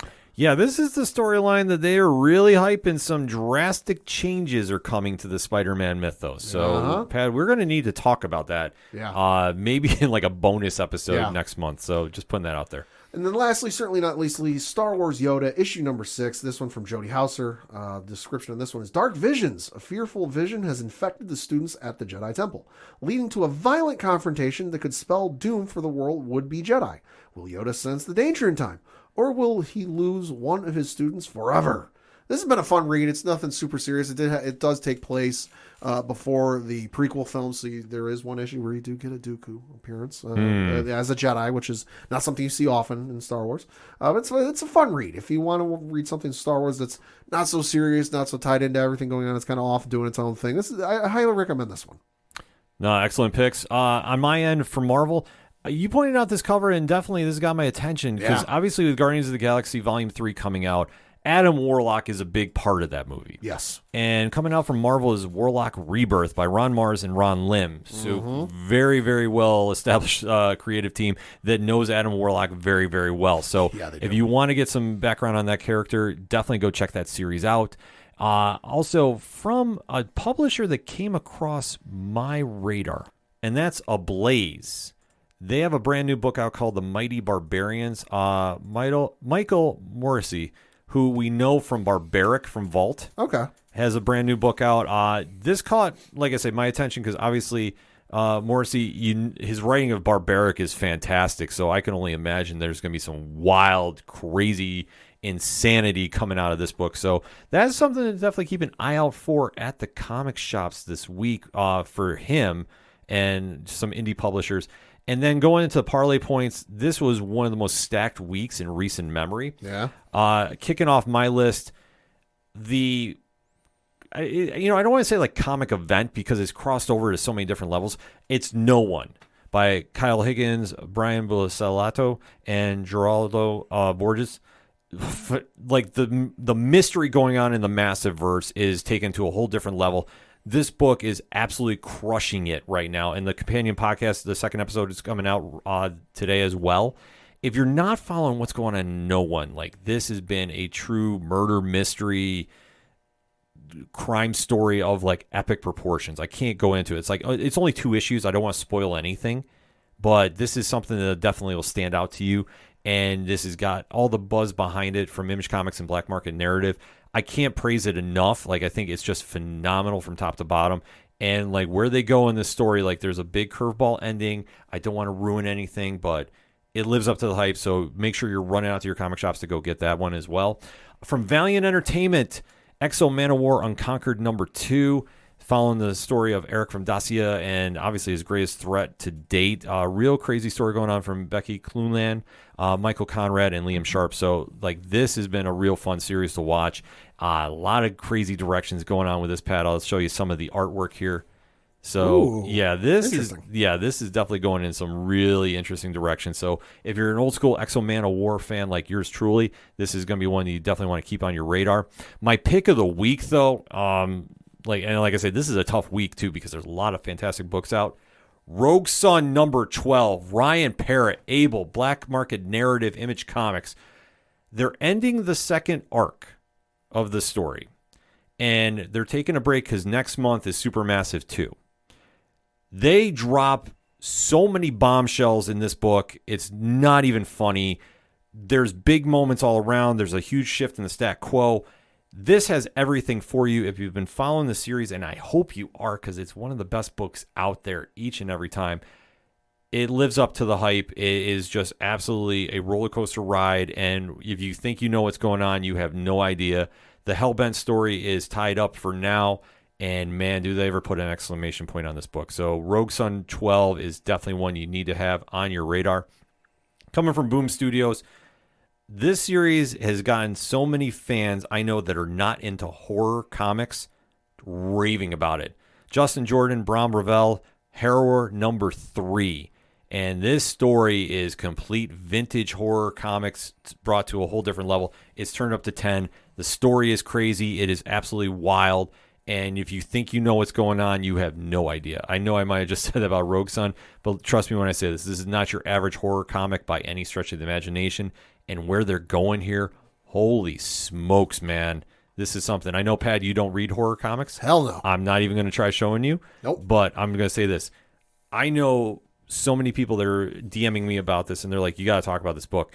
I fully recommend it. Like, this is making horror fans out of casual readers. Like, that's how good this book is. Okay. Boom Studios absolutely crushing it this week. 3 big books from them, too. Second one on my radar, Mighty Morphin Power Rangers 107, Melissa Flores, Simona Di Gianfelice. The run they're on right now is an instant classic, and there's no debate about this. It's absolutely taken things to a whole different level, and where they're going with this, they've been building up for some big altercations, and they deliver on it. This is the start of some big action going on, excellent ending, and like I say, the whole run right now, from issue 101 to right now, they're definitely carving their own legacy, and this is something that any casual Power Rangers fan is going to get into. If you're a diehard Power Rangers fan, you're going to be absolutely raving about this. So definitely make sure you pick this up at the comic shops this week. And last on my list, coming out of the world of Something is Killing the Children, House of Slaughter, number 14. So this book is the anthology series that follows the some of the characters in the Something is Killing the Children universe. And definitely they're getting near the conclusion of the story of Jace Boucher, who is trying to be a hero even though his past is coming back to haunt him, Pat.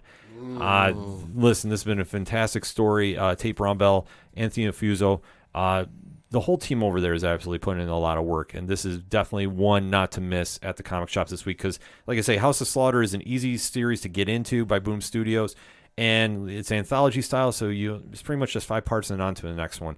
They're definitely capping off things in a big way, and how this issue ends is terrifying and exciting at the same time, if you can even believe that. But that's what they do over there at Boom Studios each and every time out with this series, and especially Something's Killing the Children.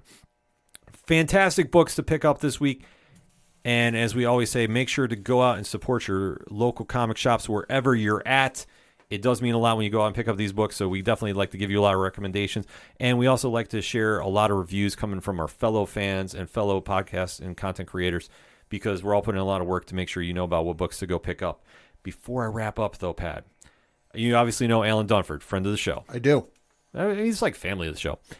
Nerd Initiative is doing a special giveaway involving Grandma Chainsaw. Hey. So if you want to find out more information about that, head on over to Nerd Initiative social media and nerdinitiative.com, and you can find out what is going on there. We're going to be sharing the links on our social media accounts. It's a cool thing to go support this book because the Kickstarter is wrapping up in, I believe, a week's time from this episode. The link is on the ODPH podcast homepage. So if you need to get there, just click on the icon for the cover. It'll take you right there to the page. And just make sure you're following Nerd Initiative to know about what you need to do to enter the giveaway they're doing.